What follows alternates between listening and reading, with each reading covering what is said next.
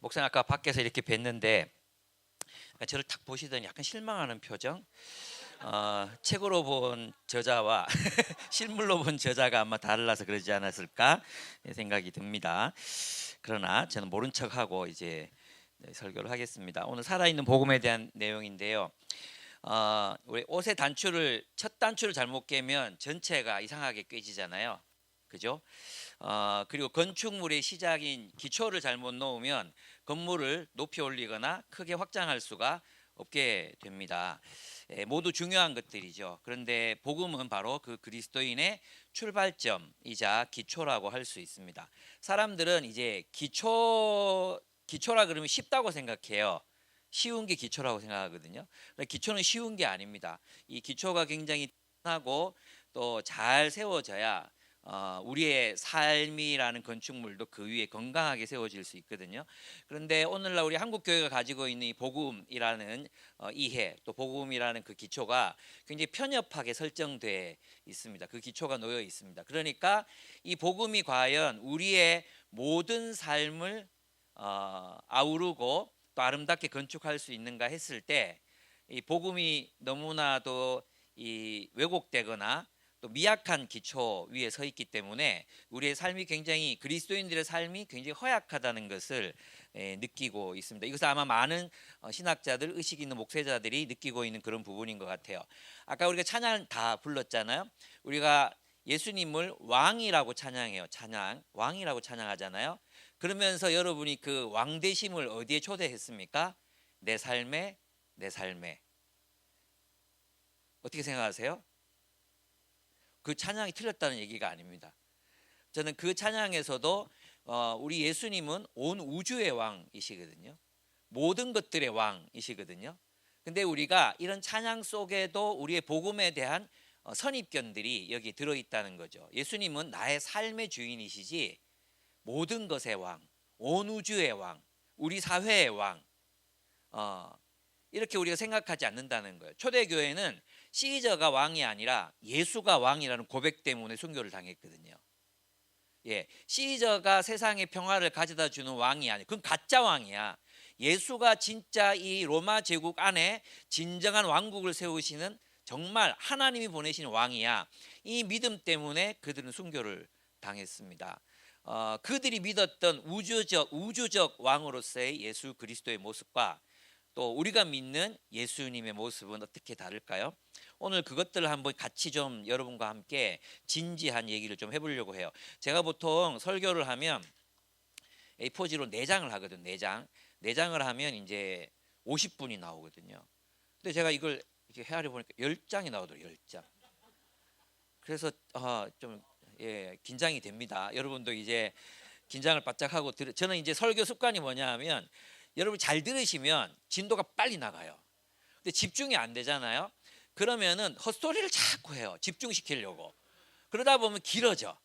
그래서 어떻게 들어야 되는지 아시겠죠? 그래서 옆에 있는 분들이 좀 집중 안 하고 딴짓한다 그러면 좀 집중. 제가 거길 딱 보면 길어지거든요. 그러니까 여러분들이 서로 협력해서 끝까지 잘 들으셨으면 좋겠습니다. 먼저는 복음이 무엇인가를 한번 제가 PPT를 만들었으면 좋은데 제가 뭐 여러 일들이 있었습니다. 그래가지고 좀 만들지 못해서 죄송해요. 한번 여러분이 적어 보시거나 정리를 해보시면 좋겠습니다. 복음이란 일단 개념을 정리하고 가면 하나님이 약속하신 하나님의 나라가 메시아 예수를 통하여 도래했으며 완성하실 것이라는 기쁜 소식이다. 길죠? 하나님이 약속하신 하나님 나라가 한마디로 하나님 나라가 메시아 예수를 통해 도래했고 완성될 것이라는 기쁜 소식. 하나님 나라가 이미 왔으며 완성될 것이다. 그것이 바로 복음의 핵심입니다. 누구를 통해서? 메시아 예수. 메시아는 왕이란 뜻입니다. 왕, 메시아, 그리스도 똑같은 뜻입니다. 우리 어떤 사람이 예수 그리스도 이러니까 이제 그리스도는 성이고 예수가 이름인 줄 아는 사람들이 많은데 그 완전히 잘못된 건 예수 왕이란 뜻입니다. 예수 왕.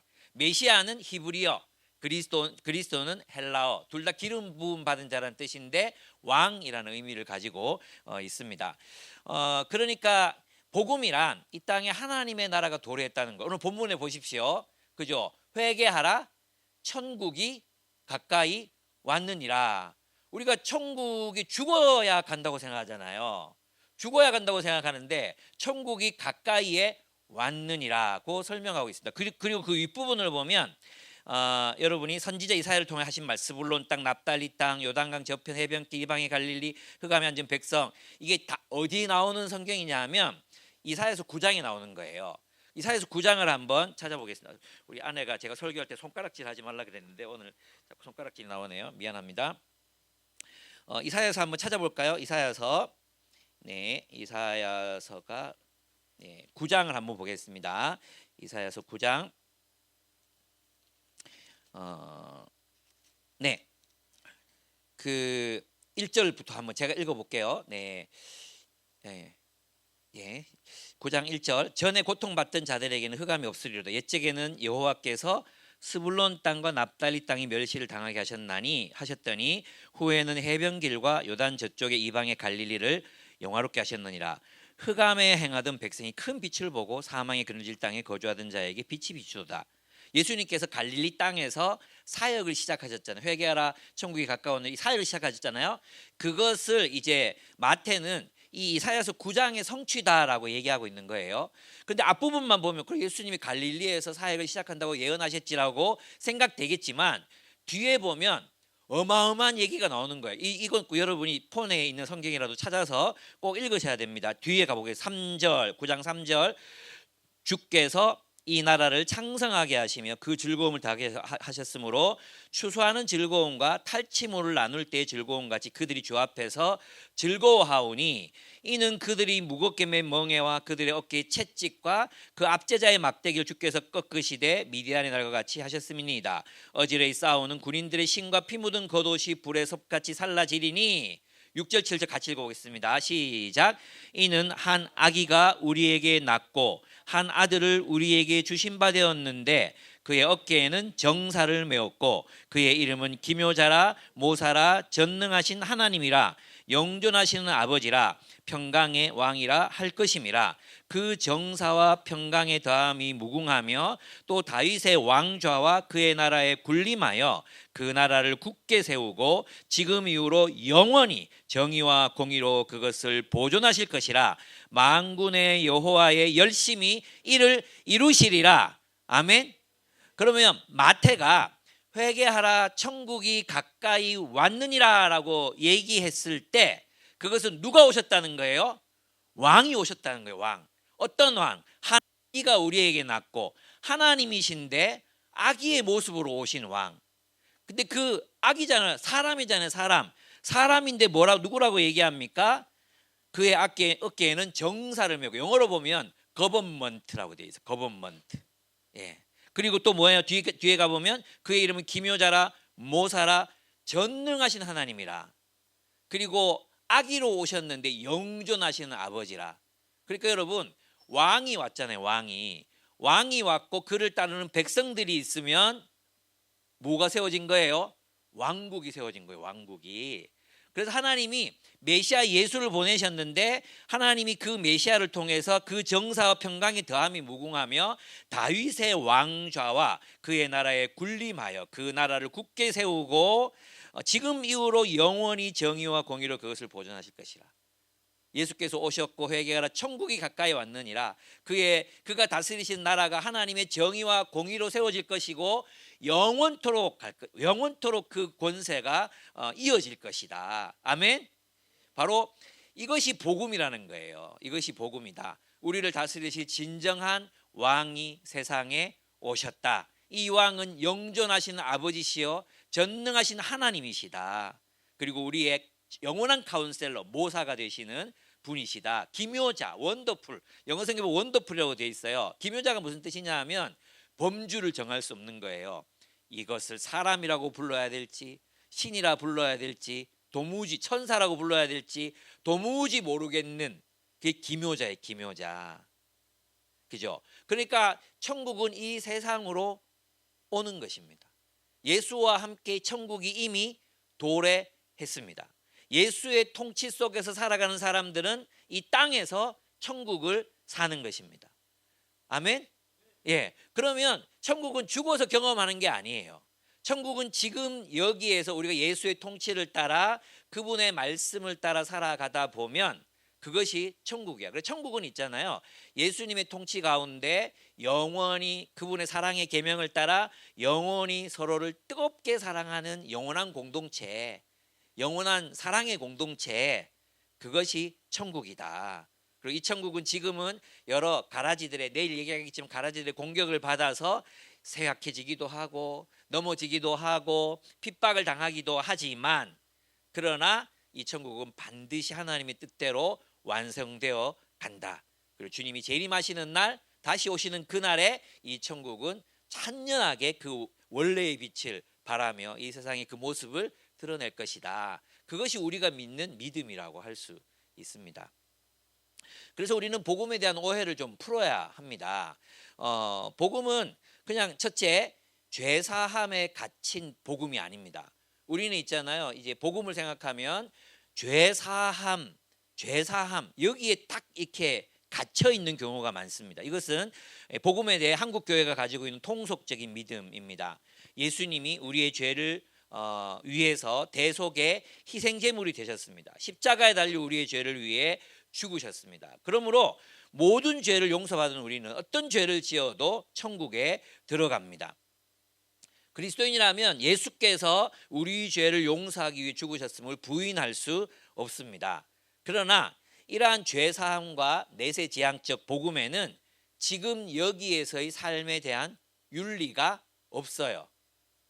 그래서 수많은 복음주의 그리스도인들이 십자가 앞에 계속 무릎 꿇고 자기 죄를 회개만 하고 있어요. 여러분들이 드리는 기도도 보면 예수님께서 오셨잖아요. 그럼 일주일 정도는 승리할 수도 있을 것 같거든요. 근데 여러분들이 드리는 매주의 기도를 들어보면 이번 주도 실패했습니다. 그리고 매주 나와서 대표하게 기도하는 사람들마다 365일을 죄를 짓고 실패를 해요. 우리의 성령님이 계시고 예수님이 계신데 왜 맨날 그렇게 넘어질 수 있죠? 신비롭지 않습니까? 저는 그것이 바로 죄사함에 사로잡혀 있는 복음이라고 생각합니다. 그래서 그리스도인들은 물론 하나님이 우리의 죄를 용서하셨어요, 그죠? 근데 그게 끝이 아니라는 것입니다. 그게 전부라고 얘기하지 않습니다. 여러분 이제 요한이 이제 예수님을 보고 뭐라고 했어요? 유월절 보라, 하나님의 유월절 어린 양이로다. 하나님의 어린 양이로다. 이렇게 얘기했잖아요. 그게 이제 유월절이 모델이 되는 거예요. 예수님이 우리의 죄를 위해 대신 죽으심. 그 유월절 어린 양이 모델이 되잖아요. 그러면 유월절에 이제 이스라엘 백성들이 그 이제 어린 양 피를 적셔가지고 이렇게 문설주에 이렇게 바르면 하나님이 지나가셨죠. 근데 피를 바르지 않은 모든 집들은 장자가 다 죽었죠. 장자가 다 죽어요, 그죠? 장자가 죽었다는 건 다 죽었다는 뜻이에요. 대표로 죽은 거기 때문에. 그래서 이집트가 하나님에 의해 멸망당한 날이 바로 유월절이고, 그리고 이스라엘도 죽었어요. 이스라엘도 죽었는데 누가 대신 죽었어요?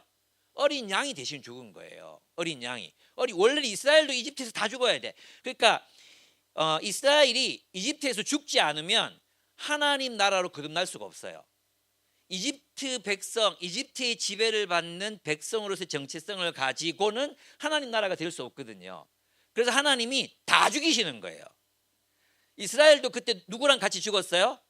어린 양들과 함께 죽었어요. 장자 대신 어린 양이 죽은 거예요. 예수께서 우리를 대신해 죽은 거예요. 아멘? 그게 끝이에요. 아, 우리는 살았다. 이집트 제 새끼들 다 뒤져버렸다. 와, 너무 좋다. 그게 끝이에요? 아니죠. 이스라엘 백성들이 출애굽합니다. 그 출애굽할 때를 보면 진을 이루어서, 군대를 이루어서, 군대가 마치 진영을 이루어 나가는 것처럼 나가거든요. 전쟁에서 승리한 것처럼 전리품을 구해요. 왜 그거 가서 다 이게 보석 같은 거 달라 그러냐? 전리품이거든요. 이겼거든요. 하나님이 이기셨거든요. 하나님의 백성이 승리했기 때문에 전리품을 거두어갑니다. 이집트 백성들도 그거 빨리 나가라고 막 있는 거 다 꺼내줍니다. 그래서 나가요. 군대를 이루어 나갑니다. 뭐하러 나갑니까? 광야로 나가는데 하나님 나라가 되려고 나가는 거예요. 그래서 유월절 어린 양의 죽음은 그 죽음 자체의 목적, 우리의 죄를 사하는 데 목적이 있는 게 아니라 우리의 죄를 사하고, 그리고 우리의 삶을 어디에 묻어버려? 이집트에 묻어버린 거야. 그리고 우리는 거듭난 거야. 거듭났다는 말이 그냥 혼자 있잖아 죽었다 살아난 게 아니라 새로운 가족 속으로 거듭나는 거야. 여러분들이 거듭났는데 여러분 돌봐줄 부모도 없고 아무도 없어. 광야에 버려졌어. 그럼 어떻게 해요? 죽어요. 그죠? 우리가 거듭났다는 건 새로운 가족 안으로 거듭난다는 뜻이에요. 아시겠습니까? 그 새로운 뉴 패밀리, 새로운 가족이 뭡니까? 하나님 나라의 가족으로 다시 태어나는 거예요. 그래서 이스라엘은 6월절 어린 양과 함께 이집트에서 죽었어요. 그리고 하나님 나라가 되기 위해서 강요하러 나갑니다. 그리고 가나안 땅에 들어가 하나님의 나라를 건국할 것입니다. 하나님이 통치하시는 나라를 세울 것입니다. 아멘. 그러니까 죄사함의 목적은 어디에 있어? 하나님 나라로 사는 데 있지 죄사함에 사로잡혀 있는 게 아니에요. 많은 사람들이 자꾸만 죄에 그냥 사로잡혀 있거든요. 여러분 아십니까? 죄책감을 강하게 느끼면 느낄수록 어떻게 된다고요? 죄에 사로잡히게 됩니다. 놀랍죠? 이런 모두 심리학을 공부해본 사람 알 거예요, 그죠? 죄책감을 강하게 계속 이제 죄를 묵상해. 계속 죄를 묵상하면 죄에 사로잡히게 돼요. 근데 우리는 그런 기독교를 살고 있다면 그 다음에 하나님 나라의 삶을 어떻게 살아갈 것인가? 하나님 나라 공동체로서 우리가 어떤 삶을 살 것인가? 여기에 대해서는 생각이 별로 없어. 그래서 아주 상식적인 사람들도 그냥 하나님의 복음을 따라서 어떻게 살아야 되는지를 몰라. 그냥 착하게 살면 되지. 윤리적으로 살면 되지 이런단 말이에요. 아니거든요. 여러분 있잖아요. 우리가 이집트에서 죽었고 하나님 나라로 살아갔다면 옛날 이집트에서 우리는 있잖아요. 이집트에서 뭐 장관도 되고 뭐 이런 게 우리의 꿈이었다면 우리가 소속되어 살아가는 삶의 이야기가 어떻게 돼야 돼? 달라져야 돼. 이제는 하나님 나라가 나의 삶의 의미를 이룰 수 있잖아요. 부산 그러면 요즘에 자조적인 얘기들 나오잖아요. 해밍웨이, 노인과 바다. 부산에 가면 노인과 바다밖에 없다. 근데 이게 젊은이들이 이렇게 많은데 왜 노인과 바다밖에 없지? 대구는 더해요. 바다도 없어요. 부산은 바다라도 있지 대구는 바다도 없어요. 바다도. 근데 많은 사람들이 그래요. 많은 사람들이 아직도 여전히 애굽에서 죽지를 못했어. 세상에 죽지를 못했어. 그래서 세상에서 뭐가 되고 안 되고 연봉을 많이 받고 적게 받고 어떤 대기업에 가고 안 가고 부산을 떠나고 안 떠나고 이것이 자신의 삶의 존재의 양식으로 생각하는 사람들이 많아요. 근데 하나님 나라 안에 있다면 이 하나님 나라 안에서 우리가 누구인가를 생각해야 되잖아요. 그죠? 그게 뭐겠어요? 하나님이 우리에게 주신 은사, 소명 그거거든요. 그것은 세상의 지위, 세상에 우리가 뭘 가지고 있고 많이 가지고 있고 적게 가지고 있고 이것이 중요한 게 아니라 하나님 나라 안에서 내가 누구인가 이거 가장 중요한 거죠. 왜? 우리는 하나님 나라가 되기 위해서 구원을 얻었거든요. 아니 구원 그 자체가 하나님 나라 백성으로 사는 삶이거든요. 그죠? 예. 그러면 여러분들은 여러분의 자기 정체성, 자존감, 또 여러분 삶의 의미 이것들은 어디에서부터 분출되어 나오는 것입니까? 여전히 여러분들은 세상적 가치관으로 내가 공부를 잘했고 못했고 대학을 갔고 못 갔고 좋은 대학에 갔고 안 갔고 인서울 했고 못했고 이런 것들로 여러분의 삶을 판단하고 있다면 평가하고 있다면 여러분 어디 백성? 이집트 백성인 거예요. 하나님 나라는 완전히 다른 거죠.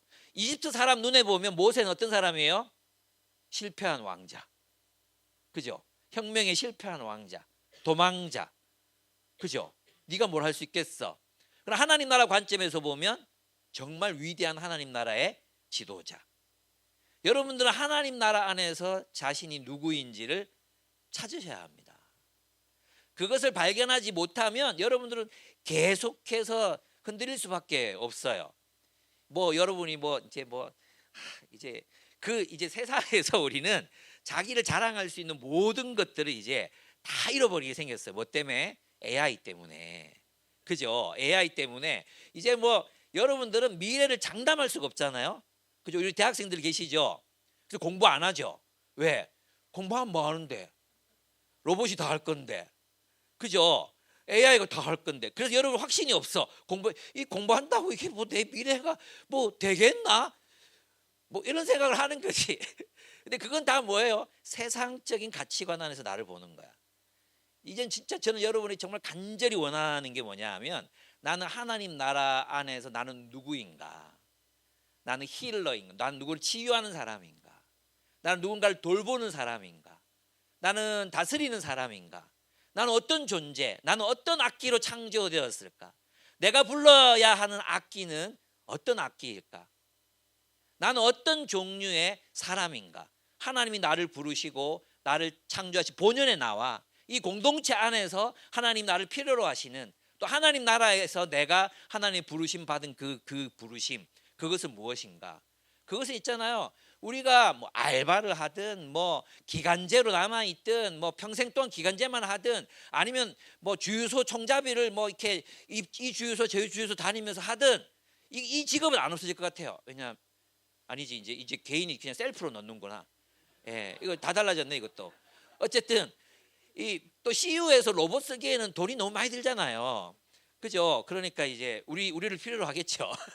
우리는 값싼 노동력이니까. 우리는 휴머노이드보다 더 싼 값으로 이제 이용당할 거니까.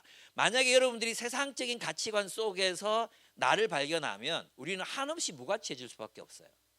그럼 우리 하나님 안에서 나는 하나님의 형상이고 하나님 나라의 공동체에서 하나님 나를 이렇게 부르셨고 나는 어떤 존재이며 나는 내 삶의 의미, 하나님의 부르심에 따라 나는 이런 삶을 살아가고 있다고 고백할 수 있다면 그걸로 된 거죠. 그래서 여러분이 앞으로 다가오는 시대에는요, 여러분 하나님의 부르심, 그 부르심과 소명을 정확하게 인식하지 못하면 여러분들은 계속 흔들릴 수밖에 없어요. 내가 뭐지? 저는 자살하는 사람도 굉장히 많이 나올 것 같아요. 예. 어쨌든 뭐 지금은 그게 주제가 아니니까 나중에 한 번 더 부르시면 또 얘기를 해보도록 하겠습니다. 네, 그렇습니다. 하나님은 그들을 광야로 불러내어 하나님이 통치하시는 하나님 나라로 세우려고 하십니다. 이스라엘은 이제 히브리인들은 하나님의 제사장 나라가 되어 온 세상에 하나님의 정의와 공의를 베풀어야 할 그런 삶의 목적을 가지게 됩니다. 그러니까 복음은 죽음 너머의 삶에 관한 것이 아니라 지금 여기에서 하나님의 나라, 즉 천국의 삶을 사는 것에 관한 것이기 때문입니다. 아멘. 예. 두 번째, 우리 많은 사람들이 개인주의적 구원, 이것을 복음이라고 생각합니다. 이것은 이제 이 종교개혁의 영향이에요. 종교개혁과 근대의 영향이거든요. 여러분 근대가 발견한 발명품이 뭐예요? 가장 중요한 발명품, 개인이요. 개인. 자아라는 발명품. 자아. 옛날에는요, 결혼이라는 것은 내가 사랑하는 사람과 하는 게 결혼이 아니었어요. 가문의 영광을 위해서 하는 게 결혼이었어요. 지금 우리가 들으면 뭐 별 희한한 세계관이 다 있다고 생각하잖아요. 그죠? 그런데 사실은 있잖아요. 원래 결혼이라는 것은 공동체, 자기가 속한 가문을 위해서 하는 게 결혼이었지. 근대 이후에 얼마 안 돼요. 그러니까 내가 사랑하는 사람과 나는 결혼할 거야. 이 근대의 발명품이거든요. 그러니까 자기가 발견해, 자기를 발견한 거죠. 그래서 있잖아요. 자꾸만 사람들이 요즘도 뭐라 그러냐 하면 네 꿈이 뭐야? 네가 원하는 걸 네 속에서 찾아봐라고 얘기해요. 여러분 속을 봤습니까? 뭐가 있습니까? 예? 여러분 안에 있는 소망, 소원, 욕망, 그것은 누구 겁니까? 자기 겁니까? 우리 그렇게 믿거든요. 근데 르네 지라르가 그런 얘기 했어요. 발음을 잘해야 돼. 르네 지라르인데 이 지라르가 뭐라고 얘기했냐면 희생양 아시죠? 미메시스 이론, 거울 이론이라고 하거든. 우리의 욕망은 타자의 욕망이라는 거예요. 우리는 타인의 욕망을 자기의 욕망으로 삼아서 서로의 욕망에 기대어 지옥으로 떨어진다 그랬어요. 예, 놀랍죠? 예, 내 안에 있는 욕망이 내 욕망인 것 같지만 알고 보면 부모님의 욕망이 투사된 거예요. 이 시대의 욕망이 투사된 거예요. 선생님들의 욕망이 투사된 거예요. 그럼 나는 나를 어디서 찾아요? 그죠? 그래서 성경이죠. 성경에서 보면은 이 둘 다가 있어요. 중세 이전의 시대에는 자기를 신분에서 찾아요. 신분. 계급에서 그 공동체 안에서의 계급에서 자기를 찾았잖아요. 근데 근대 이후에는 네 속에서 찾아라 그러거든요. 근데 못 찾아요. 그래서 저는 이제 중학생들이 이제 고등학교 가자마자 지금 뭐 하냐면 전공을 찾아가지고 정해가지고 고등학교 1학년 때부터 자기 전공을 선택해서 이제 이 스토리를 써가야 되는 거예요. 근데 애들이 죽을라 그래요. 나도 내가 뭘 좋아하는지 모르겠어요. 근데 이제 사실 대부분 대학교 졸업할 때쯤 알거든 그걸. 아, 내가 이걸 해야 되는데 또 그게 맞는지도 몰라 사실은 또 그때 가봐야 아는 건데 어쨌든 그렇게 된단 말이에요. 근데 우리는 이제 이 성경은 굉장히 조화로운 걸 얘기해. 하나님 우리를 창조하셨잖아요. 그 답이 우리 안에 있기도 해요. 근데 이것이 우리가 속한 이 참된 공동체, 진짜 공동체, 세상의 허위 의식으로 만들어진 욕망, 서로의 욕망이 투사해서 만든 세상이라는 공동체에서 형성된 나가 아니라 하나님이 창조하신 원래의 나, 본래의 나가 하나님이 창조하신 진짜 공동체 속에서만 우리가 진짜 누구인지를 알 수 있게 되거든요. 그런데 있잖아요. 이제 이 개인주의적 구원이 바로 그 근대로부터 출발해요. 그리고 종교개혁도 그런 배경에서 신부 필요 없어. 신부 필요 없고 교회 필요 없어. 네가 직접 하나님 만날 수 있어. 그죠? 거기에서 우리 현대인들의 근대 이후의 사람들에게 종교라는 것이 개인의 것이 되어버리고 마는 거예요. 종교가 우리의 내면 세계로 들어와 버렸어요. 그리고 있잖아요. 공적인 진리는 우리가 통용할 수 있는 진리는 공적인 진리라는 것은 과학적 진리만 살아남았고 내가 믿는 이 믿음은 나의 사적인 게 되는 거죠. 그래서 이 사적인 믿음을 공적인 세계에서 이야기할 수 없게 된 거예요. 그래서 믿음이라는 것, 신앙이라는 건 나 개인의 것이다. 이렇게 사유화된 거예요. 이해가 되십니까? 근데 이건 믿음이 아니거든요. 이따가 또 말씀드리겠지만 이건 참된 의미에서 믿음이 아니에요. 그래서 많은 사람들이 믿음 생활, 또 종교 생활 또는 기독교를 가진다는 걸 어떻게 생각하냐면 내가 그냥 큐티하고 내 마음 좀 편해지고 내가 그냥 하나님 찬양하고 예배하고 그래서 공동체 필요 없어. 이거 없어도 돼. 그냥 혼자서 예배하고 혼자서 기도하고 혼자서 헌금 보내고 그래 가나안 성도가 한국에 지금 250만 300만이라는데 그렇게 나 혼자서 하나님을 만나는 게 신앙이지 이렇게 생각하게 된 거예요. 근데 이것은 성경이 말하는 신앙과 완전히 다른 것이라고 할 수 있습니다. 여러분 있잖아요. 사람들이 예수를 믿고 구원을 얻는 일이 개인에 관한 것이라고 생각하지만 구원이란 그리스도를 닮아서 그와 같이 되는 거잖아요. 근데 성경을 보면은 이것이 이제 성화를 이루어 영화가 되어 가는 건데 성경은 뭐라고 말하느냐? 예수의 공동체 없이는 성화는 불가능하다고 얘기해요. 예, 뭐라고 말하느냐? 사랑은 이 사실에 있습니다. 곧 우리가 하나님을 사랑한 것이 아니라 하나님이 우리를 사랑하셔서 우리 죄를 씻는 속죄 제물로 자기 아들을 보내주셨다는 데에 있습니다. 사랑하는 여러분, 하나님께서 우리를 이렇게까지 사랑하셨으니 우리도 서로 사랑해야 합니다. 아멘. 그러니까 있잖아요. 철저하게 이기적이고 자기 욕망만 추구하던 사람들이 예수 믿고 예수님 때문에 이제는 서로를 사랑하는 삶을 사는 것을 뭐라고 그래요? 구원이라고 얘기하는 거예요. 사랑이 우리를 구원하는 거예요. 요한일서 말씀에 우리는 믿음으로 구원받는다고 생각하잖아요. 그죠? 아니었어요? 맞죠? 근데 요한일서에 보면 뭐라고 되어 있는지 아십니까? 우리 형제를 사랑함으로 사망에서 생명으로 옮겼느니라. 아멘. 우리는 사랑으로 구원받습니다. 사랑을 향하여 구원받고 사랑 때문에 구원을 받습니다. 아멘. 그러니까 사랑하는 삶이 완성이 되려면 지 혼자 사랑하면 되겠습니까? 예? 큐티하고 나서 사랑의 감정이 막 올라와.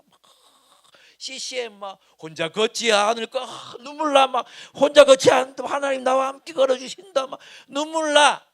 그러면서 참 고슴도치처럼 뾰족하게 아무도 사랑하지 않고 그냥 하나님은 나의 나를 위로하시는 분, 나를 격려하시는 분, 나를 그저 보듬어 주시는 분을만 생각하고 사랑하기를 포기하는 것, 그것은 불신자의 삶이에요. 그리스도인은 그리스도께서 우리를 위하여 목숨을 버리셨으니 우리가 형제를 위하여 목숨 버림이 마땅하도다. 우리가 형제를 사랑함으로 사망에서 생명으로 옮겼느니라. 아멘. 그러면 사랑을 하려면 사랑이 쉬워요, 힘들어요? 힘들죠. 사랑 힘들어요. 사랑 정말 힘들어요. 사랑. 예, 많은 사람이 그렇게 말하거든. 근데 술을 옛날에 우리 그런 얘기 많이 들었어. 뭐 옛날에 수련회 가서 은혜 받으면 사랑은 저절로 된다. 그 개뻥이에요. 그거 있잖아요. 한순간은 그럴 수 있어. 한순간 수련회 갔다 와서 한 3초 정도 그럴 수 있어요. 근데 있잖아요. 시간이 지나면 우리 본성이 올라와. 본성이 올라와. 집에 가자마자 막 동생이 내 옷 입고 나갔어. 그러면 사랑이 되나 안 되나? 이 새끼 들어오면 내가 지기 푼다 막. 확 쥐어지 푼다 내가. 이런 생각 들잖아요. 직장 가가지고 진짜 그 꼴통 새끼만 내가 그 아침부터 그 직장에 가는 것만 생각해도 막 열이 지끈지끈 나. 수련회고 나발이고 다 뭐 은혜 이런 거 없어 그냥. 그죠? 사랑이 어려워. 그래서 조현 기자가 그런 얘기 했잖아요. 그런 얘기. 혼자라서 외롭고 함께라서 괴롭다. 어떻게 살아야 돼? 혼자 살면 외롭고. 이게 지금 딱 우리 세대 이야기라니까요. 혼자라서 너무 외로워. 핵개인화 되는 세상에서 너무 외로운 거야. 외로워서 공동체를 찾고 싶은데 찾아서 가니까 너무 괴로워. 이거는 뭐 입냄새 나는 놈, 나랑 취향 다른 놈, 안 씻는 놈, 뭐 별 희한한 놈들이 다 있어. 그래서 너무 괴로워. 그 또 혼자 또 집에 기트가 있어. 또 외로워. 이러다가 그 외로움을 잊기 위해서 뭐예요? 자극적인 일을 하는 거예요. 그래서 있잖아. 마라탕 즐겨 먹는 사람들 있죠. 마라탕 즐겨 먹는 사람들. 그 사람들 10중 8구 외로운 사람들이에요. 외로운 사람들. 영화 보는데 슬러시 무비 좋아하는 사람들 있죠. 이 사람들은 거의 외로워서 미칠 직전에 있는 사람들이에요. 여러분 있잖아요. 우리가 그래. 그래서 여러분들 특징이 그거야. 사실 외로워. 누가 용납받고 싶고 사랑받고 싶어. 근데 사랑이 너무 힘들어. 그래서 이거 훈련 안 하잖아요. 어떻게 되겠어요? 삶이 너무 어려운 거죠. 그래서 앞으로 그런 사람들 얘기하잖아요. 앞으로 누가 경쟁력이 있느냐? 사람을 사랑할 줄 아는 인간이 경쟁력이 있을 것이다. 이렇게 얘기해요. 아멘? 그거 어디서 배우겠어요? 여기서 배워요. 여기서. 여러분 저는 있잖아요. 앞으로 유의미한 공동체는 이 송길령 씨 아시죠? 송길령 씨. 이 사람이 뭘 얘기했냐면 핵개인화 되겠다. 시대 예보, 핵개인화 시대라고 얘기하고 호명사회라고 얘기했잖아요. 호명사회. 사람이 이름을 불러주는 건데 그게 그 의미가 그때 굉장히 우픈 개념이에요. 사람의 이름을 불러주는 굉장히 좋은 개념이잖아요. 근데 그게 뭐냐 하면 하나의 상품으로서 개인의 이름을 말하는 거예요. 인격체로서가 아니라 하나의 브랜드로서의 호명이거든요. 그럼 브랜드는 가치가 없어지면 어떻게 돼요? 호명당하지 않는 거죠. 호명당하지 않는 인간은 어떻게 돼요? 소멸되는 거예요. 그게 세상이에요. 그게 시대 예보예요. 시대 예보. 그런데 있잖아요. 그러면서도 모든 사람들이 다 뭘 말해요? 공동체를 얘기하거든요. 그래서 정부도 마을을 살려야 되겠다. 마을을 살려야 된다. 됩니까? 안 돼요. 일단 아파트를 지어놨죠. 아파트를. 이게 마을을 살리려면 아파트를 다 부숴야 돼요. 아파트를 다 부숴야 돼. 얼마 전에 이제 대만에 갔었거든요. 대만에 이제 기독교 마을. 이 동네는요. 한 뭐 500명 정도 사는데 크리스찬이 90%야. 근데 마을이 어떻게 생겼느냐? 그냥 이 거실이 문이 없어. 그냥 이게 밖에서 밥 먹고 있으면 지나가다가 누구 이거 밥 먹고 가. 저 모든 집이 다 그렇게 생겼어. 이런데 마을이 살 수 있죠. 근데 아파트 그것도 뭐 비밀번호 눌러야 들어갈 수 있는 이런 데서 마을을 어떻게 살린단 말이에요. 나는 진짜 이해가 안 되거든요. 여러분 영국 어떻게 하면 영국에는 고독부가 있어요. 고독부, 외로움부. 사람들이 외로워서 자꾸 혼자 뒤지니까 이거를 해결을 해야 돼. 일본에도 있거든. 근데 아십니까? 일본은요 우리나라보다 더 마을이 살아 있어요. 마을이 살아 있어요. 우리나라가 진짜 외로운 나라예요.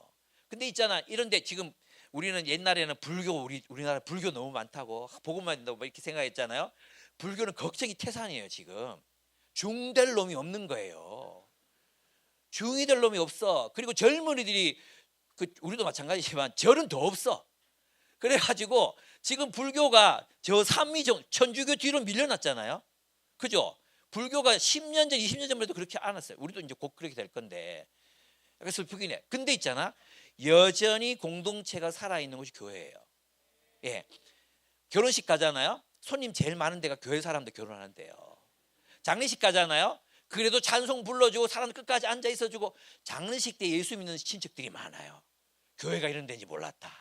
세상에. 와, 막 우리는 믿지도 않는데 와가지고 막 그렇게 막 찬송을 불러주고 막 하더라. 전 내 눈앞에서 봤어요. 목사님 설교하고 나서 나 이제부터 교회 나갈란다. 목사님이 죽으면 천국 간다 안 가나? 나는 갈란다. 나 내 눈앞에서 봤어요, 진짜로. 예, 살아있는 공동체 앞으로 교회밖에 없어요. 그래서 여러분, 우리가 진짜 이게 스탠리 하우어스가 그런 얘기를 했는데, 이제 개인 우리는 제2의 본성 아비투스를 배워야 돼. 같이 사는 법을 배워야 돼. 그래서 여러분, 조장이 좀 마음에 안 들어도 참아.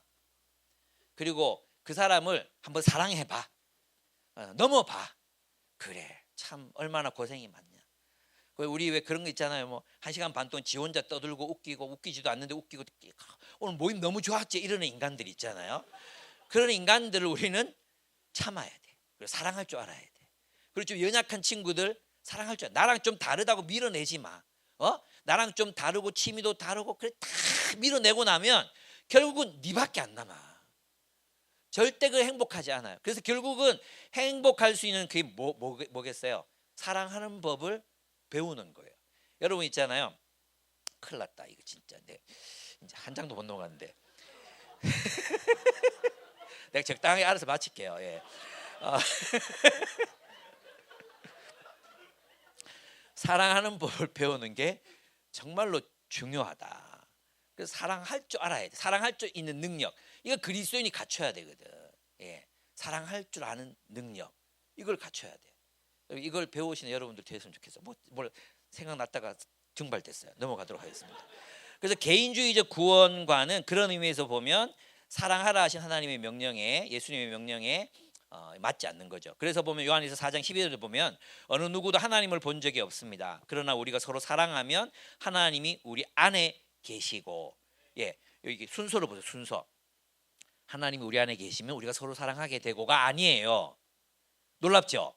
하나님 우리 안에 계시면 우리가 서로 사랑하게 되고가 아니라 우리가 서로 사랑하면 하나님의 사랑이 하나님이 우리 안에 계시고, 그러나 우리가 서로 사랑하면 하나님이 우리 안에 계시고 하나님의 사랑이 우리 안에서 완전하게 됩니다. 아멘.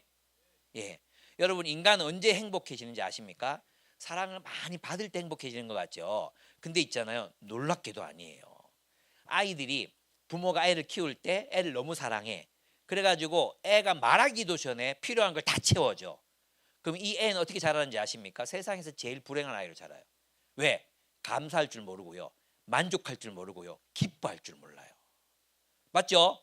여러분 가정학이나 상담 심리하는 분들 이거 아실 거예요. 미리 채워주면 짜증 많은 아이가 되는. 짜증 많은 아이. 뭘 해줘도 짜증이 막, 요즘 애들 보면 막 짜증이 막 인격에 붙었어. 막 청소년들 짜증 뭘 조금 그때 왜 막, 무서워요. 내가 막 설교 시간에 막 전원 놓이서 야 누구야 졸지 마. 그래서 막 짜증이 온몸에 붙었어요. 막 건드리기가 무서워요. 근데 여러분 있잖아요, 인간은 그럴 때 행복해지는 게 아니에요. 여러분, 사람 언제 행복해지냐? 저도 그럴 때가 있었거든요. 제 이제 아내랑 내 첫사랑이거든요. 첫사랑. 예. 놀라지 마세요. 짝사랑하고 첫사랑은 달라요. 예. 제 짝사랑은 다 실패했고 서로 사랑한 건 처음이야. 서로 사랑한 건 그래서 나의 첫사랑이야. 내 첫사랑인데 내가 이 아내를 만나고 진짜 그런 생각이 든 적이 있었어요. 내가 이 여자를 위해서라면 죽을 수도 있겠다. 그때 제가 불행해졌을까요? 와, 그때 저는 진짜 기쁨으로 충만했어요. 예. 하늘의 별을 봐도 기쁘고, 저거 따줄까?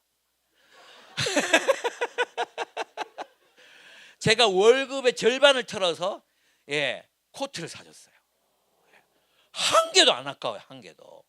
와, 그 옷을 입고 아내는 또 그 옷을 입고 자기는 이제 부모님한테 이런 옷 맨날 언니 입는 옷 물려받고 늘 그렇게 살다가 이 남자가 이거 사주나 보자 백화점을 데리고 가더라고. 제가 군대 있을 때 제가 이제 소위였거든요. 월급이 한 70만 원 됐어. 근데 파카를 딱 고르는데 25만 원짜리를 고르는 거야. 내가 그 아까웠겠어요? 아니요, 안 아까워요. 진짜. 예. 그리고 내가 정말 이 여자를 위해서라면 정말 죽을 수도 있겠다, 이런 생각이 들었어요. 그때 제 마음은 기쁨으로 충만했어요.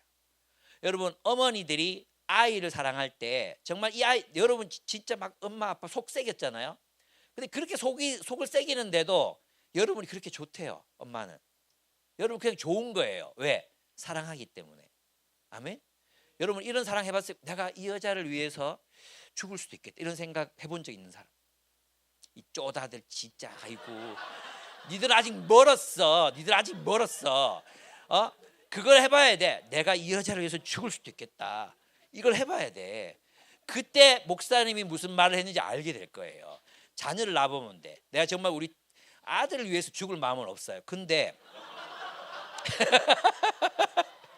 우리 딸내미가 하도 막, 나 목사 딸 싫어, 뭐 다른 교회 갈래, 그리고 결국 다른 교회 갔는데 하여튼 막 그때 있죠. 진짜 나는 얘를 위해서 죽을 수 있겠다 생각이 들었어요. 예. 얘가 하나님만 떠나지 않는다면 내가 뭐든지 할 수 있겠다. 편지도 썼어요. 난 너를 위해 죽을, 그 쓰고 나서 약간 후회도 했지만 난 너를 위해 죽을 수도 있다, 이렇게 썼거든요. 예.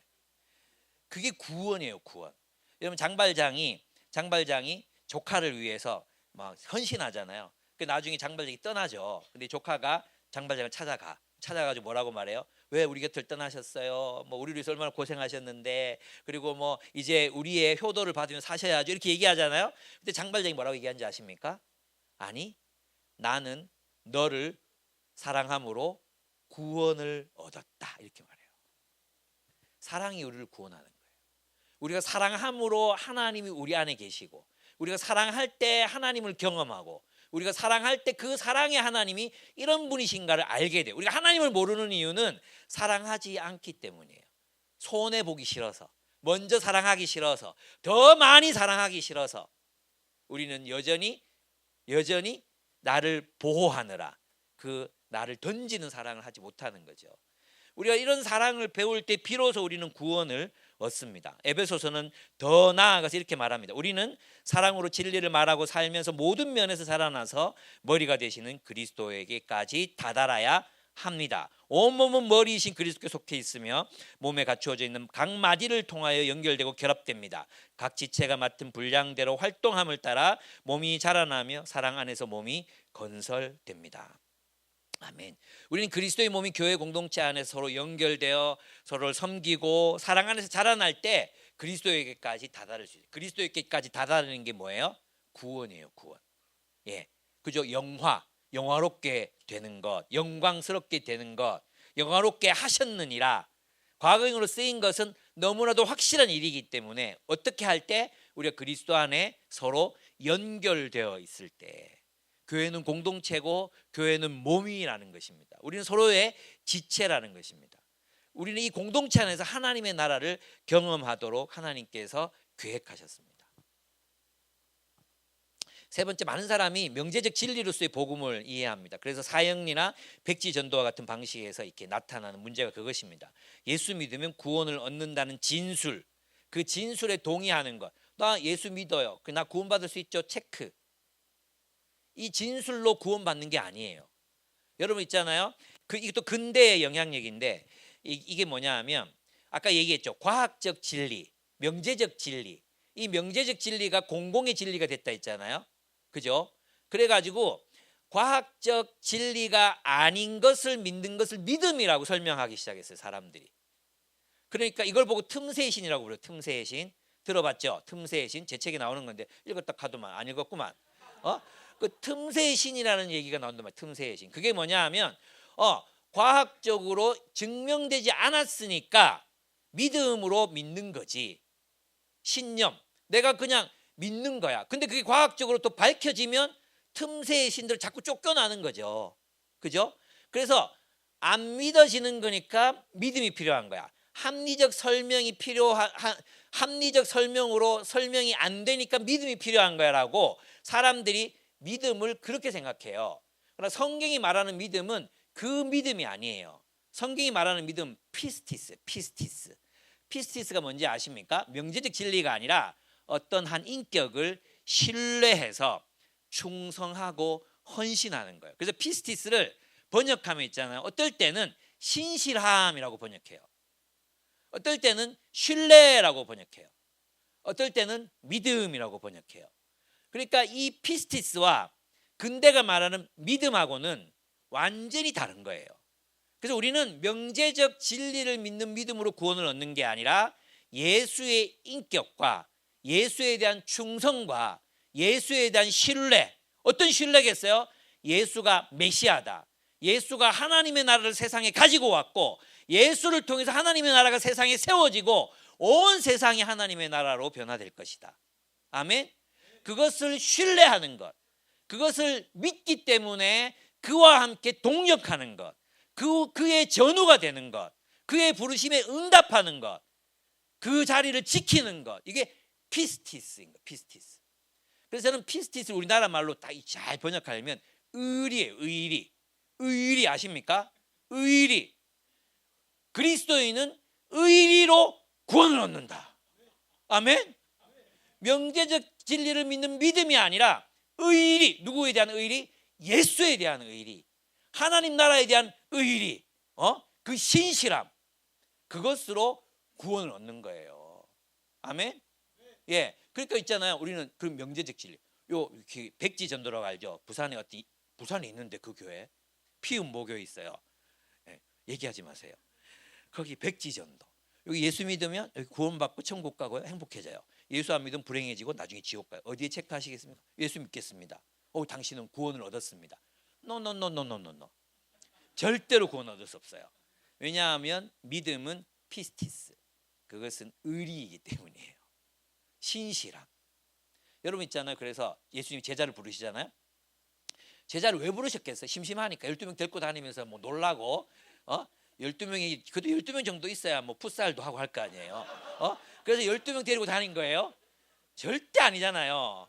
왜 예수님 부르셨을까? 여러분 체게바라 티셔츠 많이 입고 유럽 가보면 체게바라 뭐 총 그려져 있고 한 거 있잖아요. 그럼 체게바라가 여러분 불렀어. 나와 함께 가자. 이제 뭐 하자는 거예요? 그게 혁명에 가담해라 이런 뜻이잖아요. 예수께서 제자를 부르시는 것은 혁명에 가담해라. 나와 함께 싸우자. 나를 믿느냐? 나를 믿느냐? 뭘 믿어요? 내가 메시아라는 걸 믿느냐? 내가 하나님의 나라를 세상에 성취할 왕으로 왔다는 걸 믿느냐? 군인들의 피 묻은 옷을 섭같이 불에 살라버릴 평화의 왕이라는 것을 믿느냐? 내가 정의와 공의로 온 세상을 다스리게 될 것을 믿느냐? 하나님의 나라가 승리할 것을 믿느냐? 그럼 내 편에 서라. 나와 함께 가자. 이게 부르심이야. 예, 우리가 죽으면 천국 데려가려고 기다렸다가 이 새끼 빨리 안 죽지, 빨리 뒤져야 내가 천국에 데려가는데 막 죽기까지 기다렸다. 그러니까 태어나서 믿고 나서 뭐 이게 공백 상태예요. 공백 상태. 이게 아니야. 우리는 하나님의 나라를 건설하기 위해 싸워야 되고요. 우리는 하나님의 나라가 되기 위해서 싸워야 되고요. 세상의 불의와 세상의 불공평과 싸우는 전사로 부르심을 받은 것입니다. 아멘. 예. 그래서 명제적 진리, 이것은 믿음의 신념이 아니라 인격적 신뢰라는 것을 기억하셔야 됩니다. 또 이건 얘기 안 해도 될 것 같은데 어떤 사람들이 기독교 문화가 복음이라고 생각해요. 이런 사람들 특징이 뭐냐 하면 많은 모태신앙인들이 이런 거죠. 그리스도에 대한 믿음, 그리스도의 몸, 교회에 대한 헌신, 이것 없이도 그냥 기독교 문화에서 자라는 사람들이 있어요. 이런 사람들은 자신을 그리스도인이라고 여기는 거죠. 과거에 우리나라에서 있잖아요. 예수를 믿으려면 굉장히 많은 각오와 굉장히 많은 헌신이 필요했어요. 그죠? 제 이제 후배가 이제 불신자 수련회 가가지고 거기서 예수를 믿었어요. 예수를 믿고 집에 갔는데 이 후배가 최경식이라는 친구인데 이 후배가 어머니가 무당이에요. 예수 믿고 아무 소식도 그냥 어디 간지 모르고 놀러 갔다 하고 갔거든요.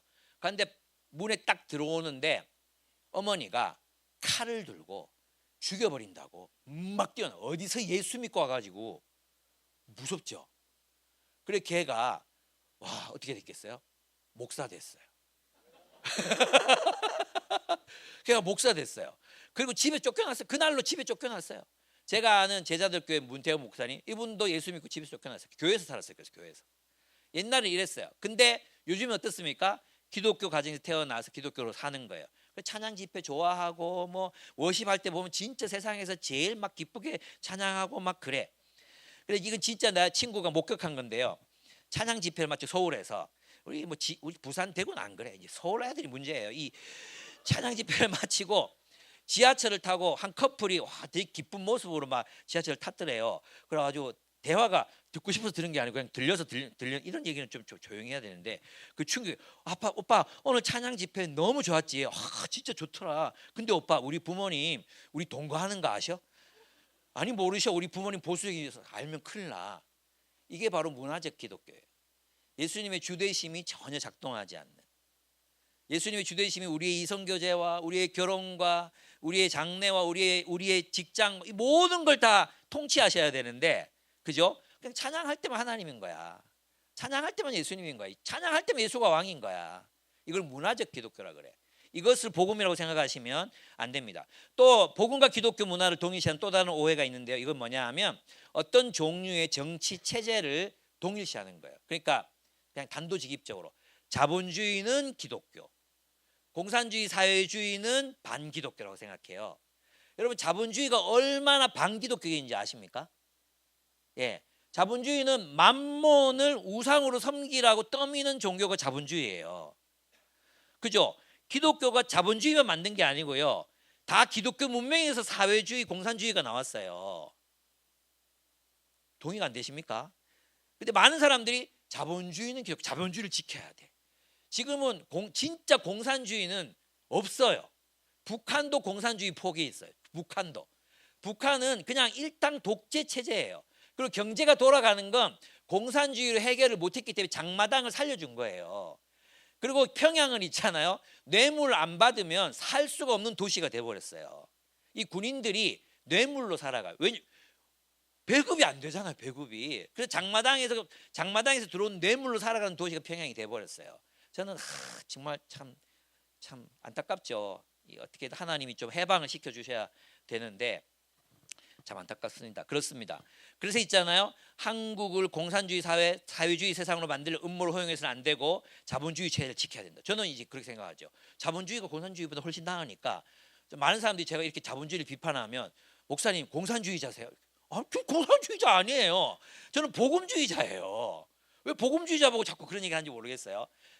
기독교인들은 있잖아요. 자기가 살아가고 있는 세계를 비판적으로 바라볼 수 있어야 돼요. 왜냐하면 우리는 시대를 거슬러 올라가야 되기 때문에 로마 제국에서 살면서 로마 제국과 동일화된 기독교를 만약에 그렇게 만들어 갔다면 우리 기독교에 될 필요 없잖아요. 우리는 자본주의가 인간을 어떻게 인간성을 이렇게 소멸해 가고 인간을 비인간화시키고 또 스펙이란 말 알죠? 스펙이 뭐예요? 스펙 이게 뭐냐 하면 성능이라는 뜻이에요. 성능. 그러니까 인간을 기계의 부품으로 만든 건 자본주의 세계였고 그 자본주의 세계 안에서 그걸 내면화한 우리가 문제라는 거예요. 여기서 능력주의가 나온 거예요. 능력주의가 뭐냐? 능력 있는 공부 열심히 했으니까 의사에서 돈 많이 버는 건 당연하지. 나는 의사는 인정해. 의사는 똑똑한 사람이 돼야 돼. 의사들은 돈 많이 벌어도 돼. 내가 이 친구들은 좀 돈 많이 줘가지고 능력 있는 애들 여기 가는 게 좋겠어. 근데 의사가 됐다고 손재주가 많고 막 그런 거가 아니잖아. 그러니까 이게 하여튼 그런데 어쨌든 능력주의. 그럼 네가 그럼 좀 더 열심히 해가지고 공부했으면 가가지고 뭐 살았겠지 얘기하잖아요. 아니에요. 서울 가면요 서울대 나온 애들이 CEO 하고요. 부산대 나온 놈이 그냥 CEO 알바 하는 거예요. 아닌 것 같습니까? 거기는 취업난 걱정 안 하는 것 같습니까? 뭘 모르네. 예. 청년사역만 제가 30년 했거든요. 다 똑같아요. 다 똑같은 고민이 있고요. 그래요. 여러분은 자본주의의 가치관을 내면해서는 안 돼요. 우리는 이 자본주의라는 세상의 물결을 거슬러 올라가는 사람이 돼야 돼요. 거슬러 올라가야 돼. 능력주의를 거슬러 올라가야 돼. 능력주의 뒤에 뭐가 있습니까? 유전자, 사교육, 그죠? 좋은 공부하는 분위기. 무한 경쟁, 오징어 게임 이 모든 세계관이 뒷받침돼서 능력주의가 나오는 거예요. 내 돈 내산. 내가 번 돈으로 내가 내 취미 생활을 하겠다는데 아무도 간섭하지 마. 이게 자본주의야. 그럼 이게 성경하고 맞나? 맞아요, 여러분? 아니에요. 우리가 살고 있는 시대, 내가 만약에 사회주의 내가 유럽에 살잖아요. 그럼 유럽 사회에 대해서 비판할 게 진짜 많을 것 같아요. 여러분, 기독교는 항상 저항의 정신을 가져야 합니다. 내가 살고 있는 문화에 대해서 저항의 정신. 기독교는 문화와 동일시될 수 없다는 것입니다. 복음은 항상 문화를 창조하고 문화를 변혁하고 문화를 뛰어넘습니다. 기독교는 문화를 창조하지만 그 문화 안에 갇히지 않습니다. 그 문화를 항상 변혁해 가야 합니다. 그것이 기독교라고 할 수 있습니다. 그래서 서양 선교사들이 서구화되는 것을 마치 복음화라고 생각했단 말이에요. 이것이 큰 착오였죠. 지금은 그것이 이제 다 비판하잖아요. 비판받고 그러고 있는 중에 있습니다. 어쨌든 그렇습니다. 그럼 복음이 뭐냐? 5분만 쉬었다 합시다. 예. 5분 쉬어도 되겠죠? 예. 불만 있습니까? 네. 그래서 이런 가짜 복음 또는 축소된 복음 또는 왜곡된 복음, 이 충분히 복음의 전부를 드러내지 못하는 그 복음을 기초로 하면 우리의 삶이 쪼그라질 수밖에 없겠죠. 그죠? 그렇기 때문에 여러분이 복음을 제대로 이해할 필요가 있다. 가짜 복음을 먼저 분별하자는 얘기했었고, 두 번째는 복음이 뭐냐? 아까 얘기했죠. 근데 이걸 그냥 쉽게 얘기하면 깨어진 세상을 회복시키는 하나님의 이야기다. 깨어진 세상을 회복시키시는 하나님의 이야기, 그게 바로 복음이라고 할 수 있습니다. 복음이라는 단어가 유앙겔리온입니다. 유앙겔리온, 말 그대로 그냥 좋은 소식이란 거예요. 근데 이 유앙겔리온이라는 말을 언제 썼느냐? 특수한 경우에만 사용되던 특별한 용어가 유앙겔리온이에요. 어떨 때 왕이 탄생했다, 왕이 태어났다, 그죠? 이게 유앙겔리온이었어요. 그러니까 아우구스투스는 이렇게 얘기해요. 갓 아우구스투스의 탄생이 이런 글을 통해 온 세상에 온 복음의 시작이었다. 많이 들어봤죠? 복음의 시작. 이게 바로 왕의 탄생. 그래서 그 왕의 통치로 말미암아 로마에 평화가 왔다고 믿었거든요. 그래서 신 아우구스투스의 복음의 시작은 그의 탄생이라 이렇게 얘기한 거죠. 그러니까 이 유앙겔리온이라는 것은 어떤 한 왕의 탄생 혹은 한 왕의 승리를 의미하는 거라고 할 수 있어요. 이럴 때도 유앙겔리온을 썼어요. 지금은 우크라이나에서 뭐 드론을 가지고 막 이렇게 공격하는 장면도 다 너무 가슴 아프잖아요. 공격하는 장면도 다 보지만 옛날에는 어땠어요? 통신이 없잖아요. 그래서 이제 전쟁은 주로 저 들밖에 나가가지고 싸우는데, 거기서 막 싸우는데 전쟁이 지면 어떻게 되겠어요? 전쟁이 지면 남자들은 다 죽어야 되고 노예로 팔려가고 여성들은 뭐 성놀이개가 되거나 또 식모가 되거나 평생 또 그렇게 살아야 되잖아요. 그러니까 이 전쟁의 성패가 그들의 운명을 이제 걸고 하는 거잖아요. 그러니까 기다려지는 거죠. 전쟁이 어떻게 됐을까? 이겨야 되는데 이 전쟁이 어떻게 됐을까? 근데 저기서 말을 타고 막 한 사람이 깃발을 들고 막 먼지를 휘날리면서 캬 달려와요. 성 안이 조용해져. 성문이 막 열리고 그가 뭐라고 말하느냐? 유앙겔리온! 그러면 뭐예요? 이겼다라는 뜻이에요. 그죠? 복음은 승리한다는 뜻을 가지고, 복음은 한 나라가 승리했다, 이런 의미가 복음이었다는 것입니다. 그리고 공적인 축제, 이 축제는 대부분 신들과 관련되어 있는 것들이었거든요. 그 신들에게 감사하고 예배하는 그게 바로 유앙겔리온이었어요. 그러면 왜 예수님은 또 복음서는 이 복음의 시작이라 이것을 천국 복음이라고 설명했겠어요? 다시 말하면 하나님 나라가 왔다는 게 복음이라는 거예요. 복음은 하나님 나라예요. 하나님이 약속하신 하나님의 나라가 세상에 도래했다. 이게 바로 천국 복음, 하나님 나라 복음이라고 얘기하는 겁니다. 여러분, 하나님 나라와 천국은 같은 겁니까? 다른 겁니까? 같다. 손 들어보세요. 같다. 하나님 나라와 천국은 같다. 하나님 나라와 천국은 다르다. 목사님들 손 들지 마세요. 손 안 든 사람들 뭐예요? 잘 모르겠다. 예. 예. 하나님 나라 천국 같은 거예요. 예. 심령이 가난한 자는 복이 있나니 천국이 저희 것이며, 또 마태복음은 천국이 저희 것이며 그랬잖아요. 누가복음은 하나님 나라가 저희 것이며, 똑같은 산상수훈인데 하나님 나라 천국. 그럼 왜 다르게 썼어요? 하나님 나라는 이방인들에게 복음을 전하기 위해서 하나님 나라라는 말을 썼고, 천국이라는 말은 하나님의 이름을 입에 올리기 싫어했던 유대인들의 특성 때문에 하늘에 속한, 하나님께 속한 나라다, 그런 의미에서 천국이라는 말을 썼어요. 그래서 하나님 나라와 천국은 같은 거예요. 그러면 천국은 아까 우리가 죽어서 가는 거예요, 오는 거예요? 간다. 우린 죽어서 천국 간다. 손 들어보세요. 천국이 온다. 그렇죠? 여러분 교육을 잘 받았네. 주기도문 한번 같이, 옛날 주기도문 아시죠? 하늘에 계신 우리 아버지 같이 외워볼게요. 시작. 이름이 거룩히 여김을 받으시오며. 예, 여기서 멈춰. 나라 다음에 조사를 뭘로? 나라에 임하옵시며라고 외운 사람 손 들어보세요. 솔직히 내가 들었어. 임하옵시며. 조선시대 사람들 나라에 임하옵시며. 다 임하옵시며. 나라이 임하옵시며. 조선시대 사람들 나라이 임하옵시며. 예, 가로 돼 있어. 주격조사예요. 주격조사. 처속격이 아니고 주격. 나라가 킹덤. 하나님의 나라가 임하옵시며. 뜻이 하늘에서 이루어진 것처럼 땅에서 이루어지다. 이게 천국이에요. 그래서 있잖아요. 창세기부터 요한계시록까지는 어떤 내용이냐면 이 땅에서 하나님이 자신의 주권을 회복하고 온 세상을 하나님의 나라로 세워가시는 과정. 그 기록이 바로 이 처음부터 끝까지. 그래서 있잖아요. 이 성경은 죽음 이후의 세계에 대해서는 그렇게 많은 말을 하지 않아요. 아니 거의 안 한다고 보시면 돼요. 예, 대부분의 이야기가 뭐냐면 하나님이 하나님의 백성들과 언약을 맺고 그들과 함께 어떻게 세상을 회복해 가시는가의 이야기가 구약과 신약의 이야기입니다. 구약은 오실 메시아에 대한 이야기, 그리고 신약은 오신 메시아가 교회와 함께 어떻게 하나님 나라를 이루어 가는가에 대한 이야기라고 할 수 있습니다. 그러면 이제 여기서 창세기 1장이 굉장히 중요해요. 왜냐하면 하나님이 온 세상을 만드신 후에 인간을 만들고 힘이 좋았다 그랬죠. 그리고 나서 뭐라고 말씀하십니까?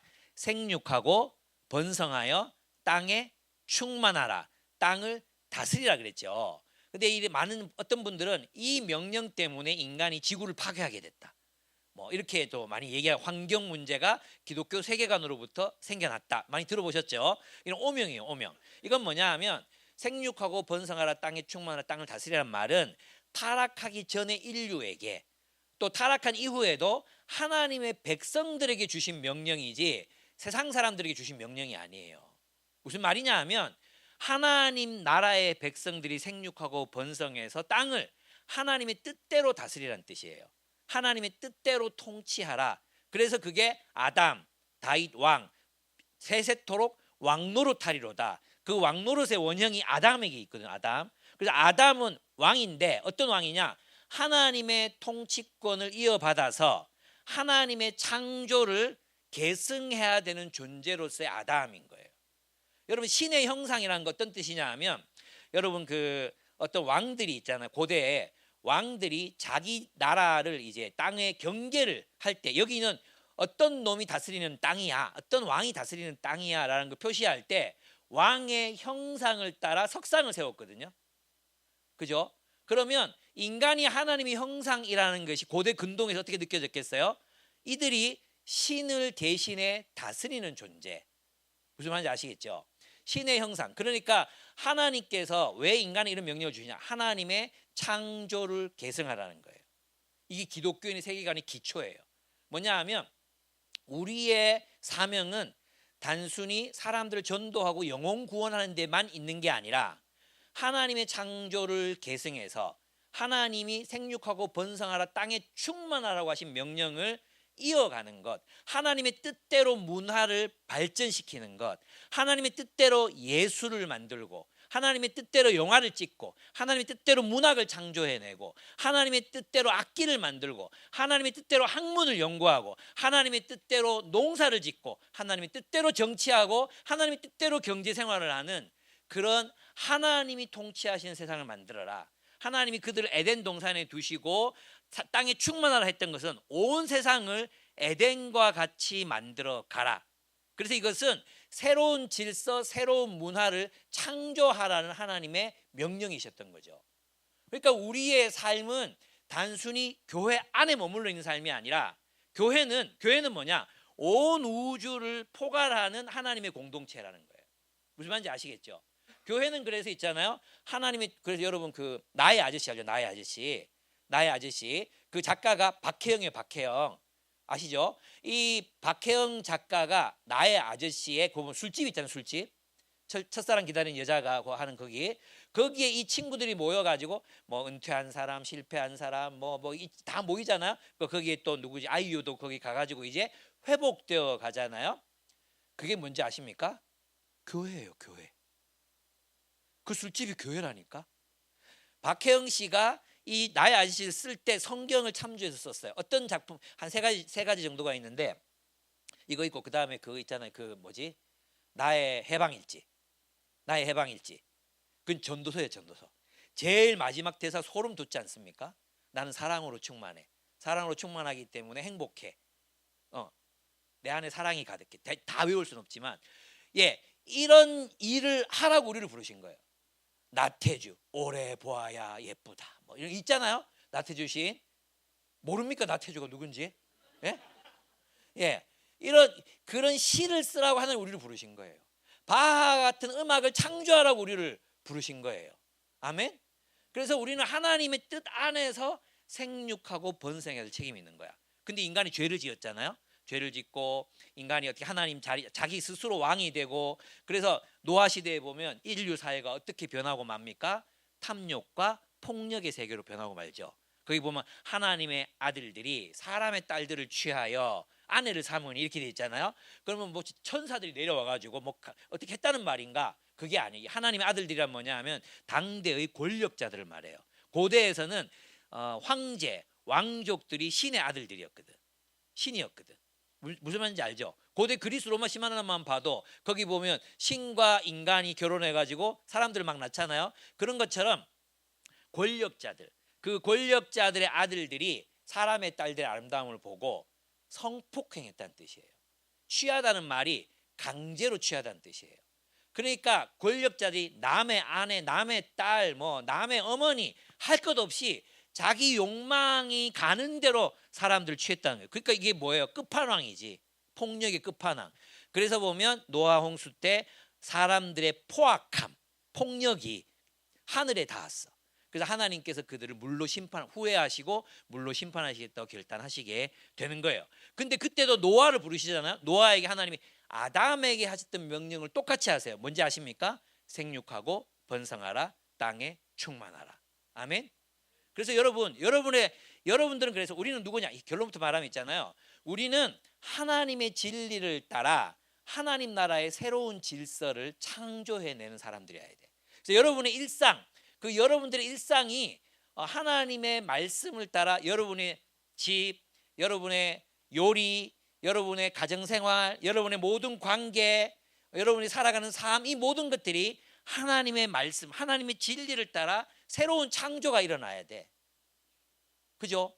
그러면 여러분이 이제 이 전도서에 나오는 건데, 여러분이 차를 한 잔 마실 때에도, 우유를 한 잔 마실 때에도 그냥 부시시시 막 일어나가지고 그냥 뭐 눈곱 다 낀 채로 우유부 탁 이렇게 먹는다든지, 아니면 그걸 플라스틱 컵에다가 따라가지고 그냥 먹는다든지, 그건 창조주 하나님에 대한 모욕이에요. 여러분들이 우유를 마실 땐 차갑게 해서 반드시 유리잔에 마셔야 되는 거예요. 요리를 하면 예쁜 접시에 플레이팅을 해서 창조주 하나님의 영광을 찬양하고 맛있게 먹어야 되는 거예요. 맛있게. 혼자 먹지 말고 같이 함께. 여러분 있잖아요. 우리는 그것뿐만 아니라 우리의 관계 속에서 나와 뭐 여자친구, 남자친구 관계 속에서 또 결혼하면 그 가정 안에서 이 가정을 어떻게 하나님 나라의 공동체로 살게 할 것인가, 새로운 질서를 만들어내야 돼.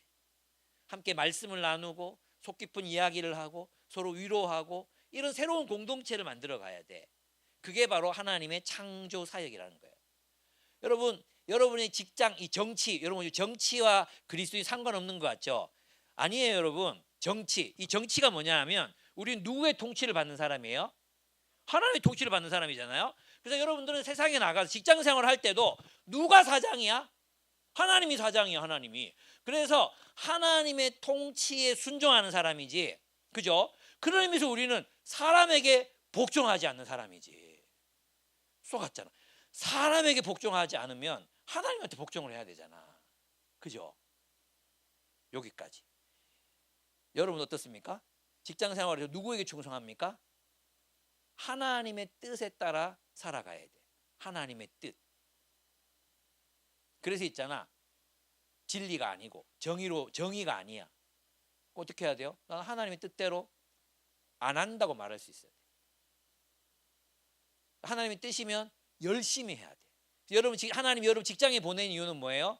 축복의 통로가 되게 하려고 여러분 보내셨잖아요. 축복의 통로. 그럼 내가 어떻게 우리 직장에 하나님의 통치가 나를 통해 실현되게 할까? 그죠? 그건 강제가 아니야. 우리는 하나님의 통치를 증언하는 존재야. 그래서 사람들이 나를 보면 얘는 우리 직장에 있는데 분명히 우리 회사원인데 사장 말을 안 듣고 하나님 말을 듣고 더 열심히 막 살아. 그리고 주변 사람들을 막 도와. 우리 이제 교회에 그런 청년이 하나 있거든요. 한화에 다니는데 이 친구가 일을 되게 잘해요. 근데 이제 주변 사람들이 이제 뭐 어려운 업무들이 주어지잖아요. 하나님 얘들한테 지혜를 주셨어. 그래가지고 직장에서 다른 사람들이 일을 막 도와줘요. 이걸 보고 우리는 세상에서 뭐라 그래요? 호구라 그래요. 호구가 되기로 작정을 한 거예요. 근데 있잖아요. 최근에 어떤 일이 있었냐면은 이 회사를 경기도로 옮긴대요. 경기도로 옮기는데 그래서 자기가 뽑혀서 가게 된 거야. 근데 이 친구는 다시 서울에 갈 실력이 됐는데도 불구하고 우리 교회랑 같이 동력하게 또 남은 친구거든요. 우리 교회 그런 친구 많아. 현대중공업 댕기다가 대구에 있는 중소기업으로 연봉 절반 깎아먹고 와서 우리랑 같이 하는 친구들이 있거든요. 이게 바로 영웅이 히로. 이런 사람들이 영웅이지. 돈 벌러 막 가고 막 돈만 준다 하면 막 현대중공업 막 가고 막 경기도 올라가고 이런 게 아니야. 우리 교회 청년 이런 청년들이 많아요. 막 딱 막 와 그냥 와서 막 그냥 교회 같이 섬기는 거죠. 그 자기는 삶의 의미를 이 공동체 세우는데 뒀는데 간다니까 너무 화나잖아요. 그랬는데 한 석 달 지났는데 이 직장 전부가 직장 동료들이 탄원서를 넣어가지고 얘는 못 간다. 우리 회사에 없으면 안 된다. 이런 남기로 했어요. 그죠? 이게 바로 하나님의 통치를 따라 살아가는 삶인 거예요. 여러분 있잖아요.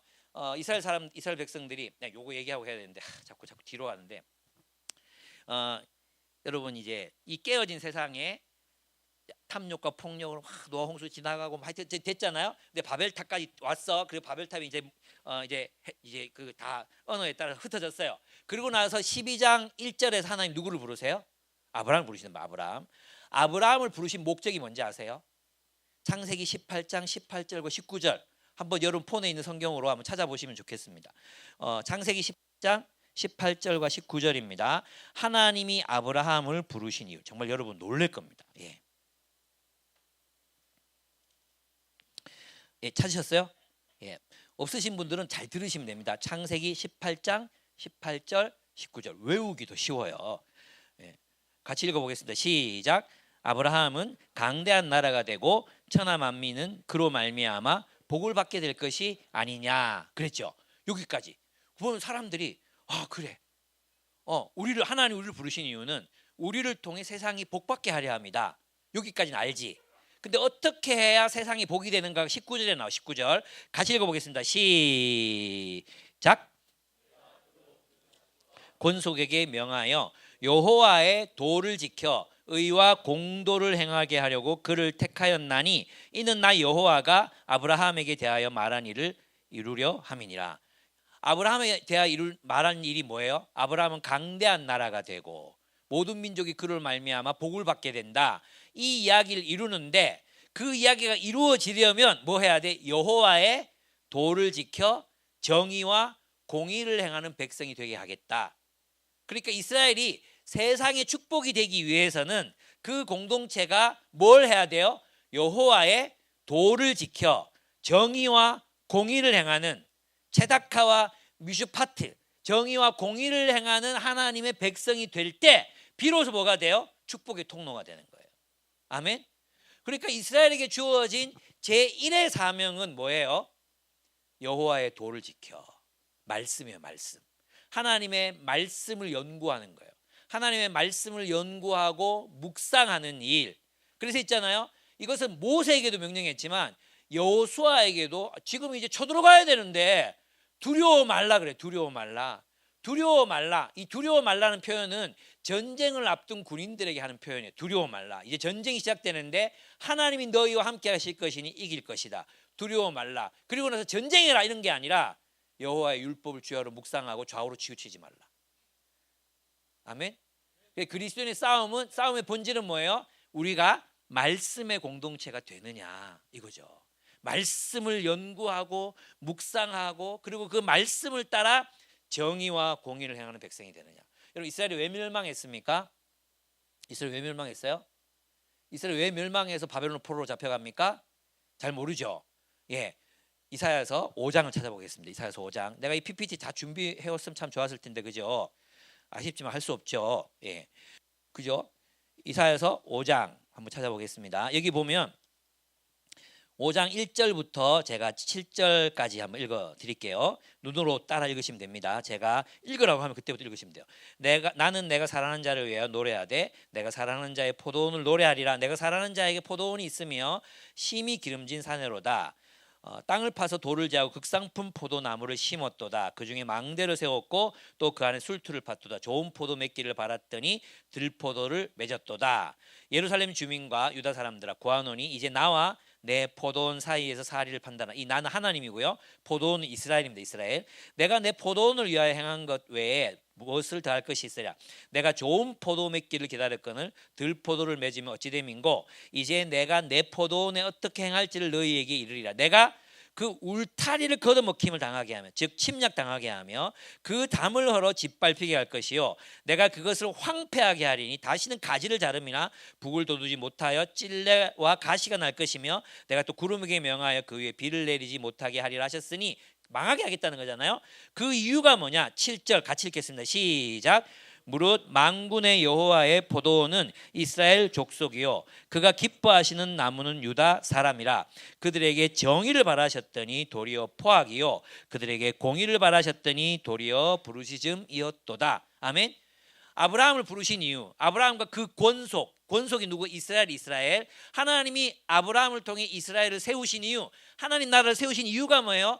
여호와의 도를 지켜 의와 공도를 행하는 백성이 되게 하려고 불렀는데 행하는 게 뭐예요? 포악이요 울부짖음이었다. 그러니까 너희는 이 땅에 하나님의 나라를 세우려고 가나안 땅에 불러왔는데 이 땅이 너희를 토하여 낸다. 너희가 가나안 사람들과 똑같이 살고 있으니까 이 땅에서 너희가 멸망시켰던 가나안 족속들처럼 너희가 가나안 사람이 되었으니 내가 너희를 추방하고 너희를 전멸시킬 것이다. 너희는 내 백성이 아니다. 이렇게 명령하시는 게 이사야서 5장이에요. 놀랍죠? 그러니까 하나님의 백성이 멸망당하는 이유는 기도를 하루에 4시간씩 안 했기 때문이 아니에요. 예. 금요철야 기도를 빼먹었기 때문이 아니에요. 예. 가끔 가다가 큐티 한 번씩 빠졌다고 하나님이 하시는 게 주일 빠졌다고 교통사고 당하고 이런 게 아니에요. 뭐예요? 정의와 공의를 저버릴 때 그때 심판받는 거예요. 그때. 예.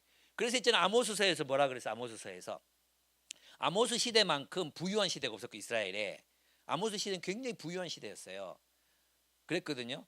그래서 그리고 종교 활동이 어마어마하게 강력하게 일어났던 시대가 아모스가 살던 시대였어요. 부유하죠. 그리고 찬양, 제사, 이런 것들이 넘쳐나던 시대였어요. 종교적 활동들이. 근데 하나님께서는 내 마당만 밟을 뿐이니라. 정의를 강물같이 공의를 하수같이 흘릴지로다. 여호와 신앙의 본질은 여호와의 말씀을 따라 정의와 공의를 이루는 공동체로 사는 것입니다. 아멘. 그래서 여러분 안에 하나님의 정의와 공의가 없잖아요. 그러면 하나님 우리를 심판하시는 거야. 한국 교회의 정의와 공의가 사라지잖아요. 하나님 너희가 세상하고 똑같이 됐구나. 너희가 가나안과 똑같이 되어버렸구나. 내가 너희가 사는 땅에서 너희를 추방하리라. 교회를 해체시키시는 거죠. 신약에 와서는 이 땅이 교회가 되거든요. 교회가 하나님의 땅이거든. 그리스도 안에서 살아가는 게 땅이거든. 하나님이 교회라는 공동체, 축복의 공동체를 해체시켜 버리시는 거예요. 그러면 정의와 공의가 뭡니까? 너희 가운데 가난한 자가 없게 하면 이라는 거예요. 가난한 자가 없게 하면. 그게 하나님 원하시는 뜻이에요. 그래서 율법은 있잖아요.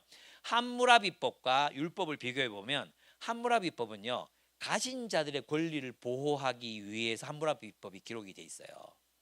가진 자들을 보호하는 법. 예. 근데 있잖아요. 하나님의 율법은 뭐냐 하면 약자들, 고아와 과부, 힘없는 사람들을 보호하기 위한 법이 하나님의 율법이에요. 그래서 레위기에 보면은 너희 가운데 이 율법을 지켜 가난한 자가 없게 하면 어떻게 되는지 아십니까? 내가 너희 땅을 복주고 복주어서 소산이 풍요롭게 하고 낙태하는 가축이 없을 것이다. 아멘. 그러니까 있잖아, 그리스도인이 복된 삶을 살기 위해서 어떻게 살아야 되느냐? 열심히 기도한다고 되는 게 아니라 정의롭고 공의롭게 살아야 돼요. 정의라는 건 뭐냐? 이 교회 구조가, 교회 안에 있는 거버넌스가 정의로운가를 살펴야 돼요. 우리 교회는 가난한 자와 약자를 돌보는 거버넌스로 이루어져 있는가? 아니면 계급처럼, 당회로부터 계급처럼 계급 사회가 되어 있는가? 내가 굉장히 제가 지금 위험한 얘기하고 있는데, 내가 여러분 교회를 모르니까 저는 이거 얘기할 수 있던, 여러분 교회를 몰라요. 근데 이제 거버넌스. 그러면 우리 청년, 우리 센텀과 어디라고 했죠? 아양? 가야와 센텀. 이 가야와 센텀 공동체가 정말 가난한 자와 약자들을 그 돌봄의 거버넌스를 가지고 있는가? 이걸 생각해 봐야 돼. 우리의 교회 구조는 계급이 아니라, 차별이 아니라 정말 서로가 서로를 돌볼 수 있도록 구조화되어 있는가? 그게 소그룹이죠, 소그룹. 그래서 교회가 소그룹 리더들이 해야 될 일이 뭐냐? 힘든 사람 없는지 찾아보고, 돌아보고, 돌보고, 위로하고, 리더십을 발휘해서, 이번에 누가 좀 직장에서 잘렸다는데 우리 돈 좀 모아서 줍시다. 이걸 주고 이렇게 하는 거죠. 그게 이루어지는 게 정의야, 정의. 공의는 뭐예요? 이 정의로운 활동을 개인이 하는 거야. 그죠? 그러니까 여러분 왜 돈 벌어요? 공의를 행하기 위해서 버는 거지. 공의를 행하기 위해서. 요트 살려고 버는 게 아니고. 예? 요트 살려고 버는 게 아니고 공의를 행하기 위해서 버는 거예요. 내가 왜 직장 생활을 하느냐? 열심히 돈 벌어서 힘든 사람 도와야 되거든. 그래서 여러분 안에 목적 헌금 제도 있죠? 목적 헌금. 있습니까? 왜 그 받는 사람 이름 적어서 하죠? 예, 그거 해야 돼. 예, 그래서 여러분이 힘든 사람 있다. 그러면은 막 이렇게 주장 10만 원, 20만 원 보내잖아요. 그럼 받을 때는 감사함으로 받아야 돼. 내가 거지가 기분 나쁘다. 내가 날 도대체 어떻게 받길래 이런 소리 좀 하지 마. 그런 세상 사람들이 하는 거야. 그러면 니는 돈 벌고 하면서 힘든 사람 있으면 그거 안 도울래? 우리 교회도 그렇게 도왔다가 100만 원밖에 안 줬고 100만 원밖에 안 줬는데 자존심 상한다고 돈 들고 왔더라고. 이러면 내 교회 못 다닙니다 이러더라고. 다니지 마라. 니 같은 놈 필요 없다 내가. 말이 되냐? 우리 그리스도인이 서로 돕고 살아. 니 돈 벌면 그럼 안 도울 거가? 도와야지. 그래요. 예. 내일 얘기해야 되는데 오늘 또 얘기하는데 우리 교회 이제 전세 사기를 당한 청년이 있었어요. 8,500만 원을 날렸었죠. 8,500. 근데 결혼을 한 달 앞두고 전세 사기를 당한 거예요. 연애를 7년 했는데 이 자매 쪽 이 부모님이 이 형제의 직업이 마땅치 않아 가지고 결혼을 계속 미루다가 억지로 허락받아 사는 거예요. 8,500만 원 날렸다 생각하면 이제 결혼을 못할 상황인 거예요. 그래가지고 혼자서 울고 막 고민하다가 자매가 그런 얘기를 했어. 야, 목사님이 힘들 때 교회 부탁하라 그랬잖아. 목사님 찾아가자. 찾아왔어요. 찾아와가지고 그래 막 울면서 부탁을 하는 거예요. 그래 만약에 좀 도와주시면 좋겠다고, 조금이라도 도와달라고 얘기하는 거예요. 그 말하기 쉽지 않거든요. 그만큼 나한테 말할 수 있다는 건 우리 교회가 그런 데 대해서 열려 있잖아요. 우리는 자주 돈 얘기 많이 하는 교회예요. 돈 얘기. 돈 얘기 많이 해요. 이번에 누가 아픕니다. 돈 모읍시다. 뭐 해야 됩니다. 이거 많이 하거든요. 그래가지고 이제 근데 우리 교회가 전부 다 하는 거 윤리적으로도 안 맞으니까 너는 얼마나 책임질래? 그러니까 우리 교회에서 3천만 원 정도를 도와주면 자기가 극복해 볼 수 있겠대요. 근데 우리 교회 여러분 나이대가 다 평균이에요. 우리 33살 정도 평균이에요. 그런 교회거든요. 진짜 돈 없어요. 그런 교회인데 예, 그런 교회예요. 근데 뭐 내라는 거 잘 내죠. 하여튼 그래요. 그래가지고 저도 자신이 없는 거예요. 그 전에도 누가 암 걸렸다 그래가지고 한 1,000만 원 정도를 또 헌금한 적이 있었거든요. 계속 니도 알겠지만 계속 우리가 계속 매달마다 지금 누구 돈 든다고 헌금을 해가지고 약간 피로감도 있고 그래. 그러니까 솔직히 돈이 네가 원하는 만큼 안 나올 수도 있는데 뭐 광고는 해볼게 그랬어요. 광고를 했거든요. 그래서 한 달 여유를 둬서 한 달 여유를 두고 중간에 어떻게 됐나 싶어가지고 일주일 지나고 나서 담당 간사한테 얼마 들었는지 물어봤거든요. 그랬더니 담당 간사가 목사님 큰일 났다는 거예요. 왜? 그러니까 3,800만 원이 들었다는 거예요. 가만히 두면 5천만 원도 넘어가게 생겼다는 거야. 그래가지고 그때 바로 문자 이제 그만. 그래가지고 3,800만 원 해줬어요. 그래서 결혼했어요. 결혼하는데 이 예식장에서 있잖아요. 옛날에는 얼마 전에는 신랑 입장하고 신부 입장하잖아요. 최근에 했던 결혼식에서는 신부가 먼저 입장하고요. 신랑이 나중에 입장했어요. 왜 그렇게 하냐 그러니까 자기가 먼저 사랑했대요. 그러니까 자기가 책임져야 된대요. 그래가지고 신부가 먼저 입장하고 하여튼 뭐 그런데 여기는 어떠냐 하면 이 앞에서 신랑이 나오는 거 앞에서 커튼이 딱 거치면서 신랑이 만세삼창을 하는데 와 내가 앞에서 보는데 이제 눈물이 왈칵 쏟아지더라고. 그 느낌 어떤 건지 아시죠? 여러분 저는 진짜 그거 뭐 돈 벌면 되지 이랬거든요. 근데 우리 전세 사기 피해자를 돕는다고 크리스마스 예배도 같이 드리고 또 뭐 돈도 모으고 그랬거든요. 근데 그때 막 시청에 가가지고 막 데모하고 했던 사람 중에 아기 엄마가 있었거든요. 그 신문에 났어요. 아기 엄마가 이 빚을 갚으며 살아갈 자신이 없습니다 하고 자살했어요. 예. 그게 그렇게 크니 한 2억 정도밖에 안 되는데도 아기 엄마가 자식을 두고 죽기 쉽지 않잖아요. 근데 그냥 삶을 그냥 놔버렸어요. 너무 마음이 아팠잖아요. 이게 진짜 큰일이구나라는 게 깨달아졌어요. 교회는 그런 곳이에요. 교회는. 그죠? 그러면 우리 성도들이 돈이 많아서 그렇게 했느냐? 아니에요. 예. 정말 있는 힘을 다해서 막 하고 또 그것만 아니야. 불러다가 너 나쁜 생각하지 마라. 밥도 먹이고 절대 용기 잃지 마라. 그러고 막 해주고 이게 교회잖아요. 그게 바로 정의와 공의예요. 교회가 교회 안에 형제와 자매들을 챙기지 않고 사랑하지 않고 돌보지 않으면 하나님의 심판이 많은 거야. 그러니까 내가 지금 말하고 싶은 건 뭐냐 하면 하나님이 우리를 부르신 이유는 뭐다?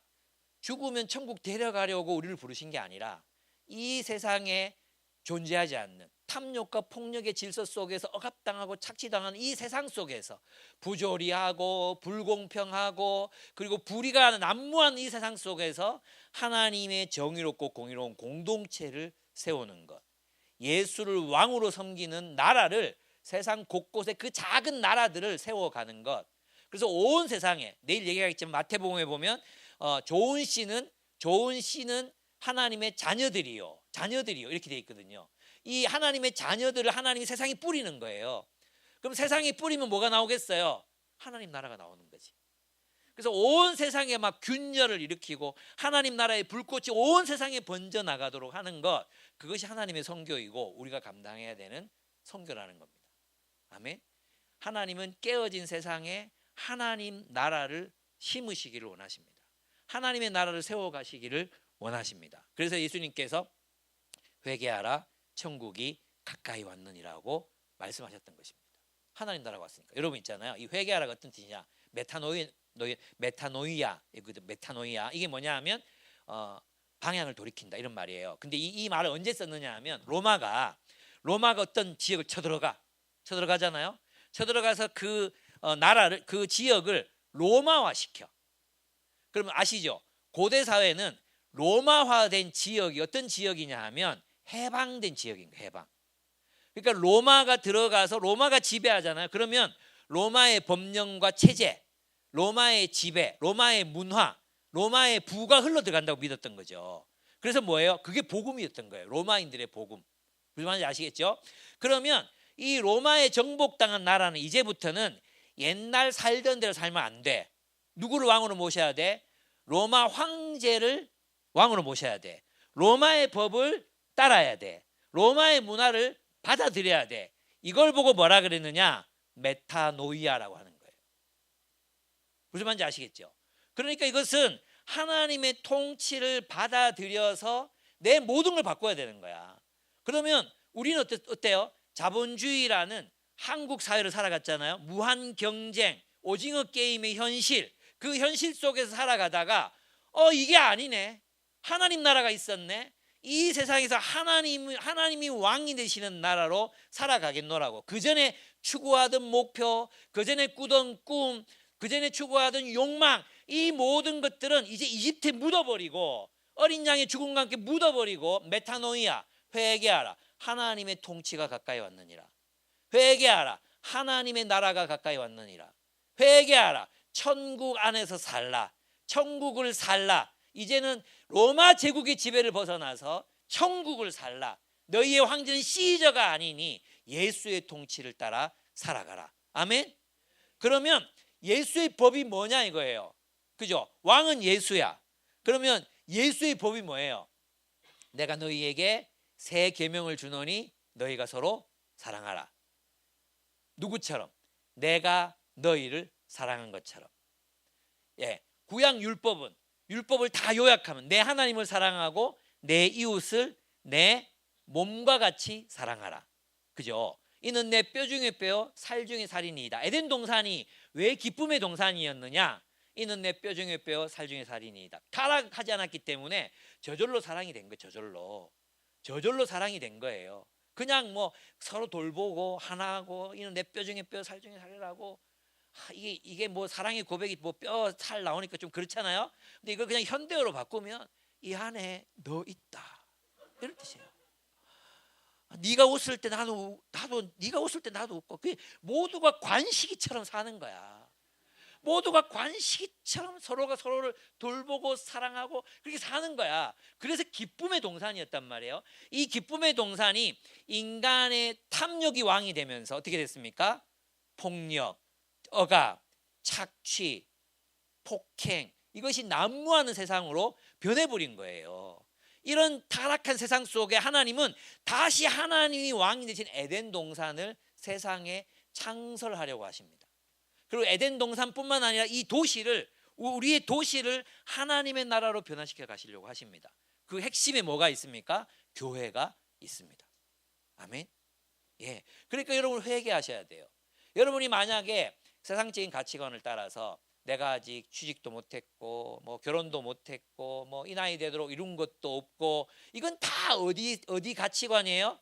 세상적 가치관이에요. 예. 거기에 매이는 게 아니에요. 우리는 하나님 나라 안에서 나를 발견해야 된다 그랬잖아요. 하나님 나라 안에서 나는 뭔가.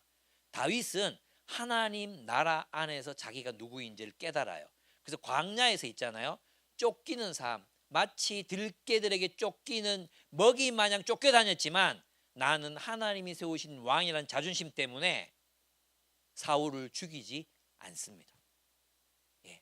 하나님이 왕으로 세우셨으니까. 그래서 광야의 다윗은 쫓기는 상태에서도 왕으로 살았습니다. 아멘. 여러분 있잖아요. 여러분 수련회 가면 여러분 어릴 때 많이 했는지 모르겠는데, 일어나라, 빛을 발하라. 그죠? 많이 배웠죠? 일어나라, 빛을 발하라. 이 명령을 하나님이 누구에게 주셨을까요? 포로로 잡혀가 있는 이스라엘에게 주신 명령이에요. 일어나라, 빛을 발하라.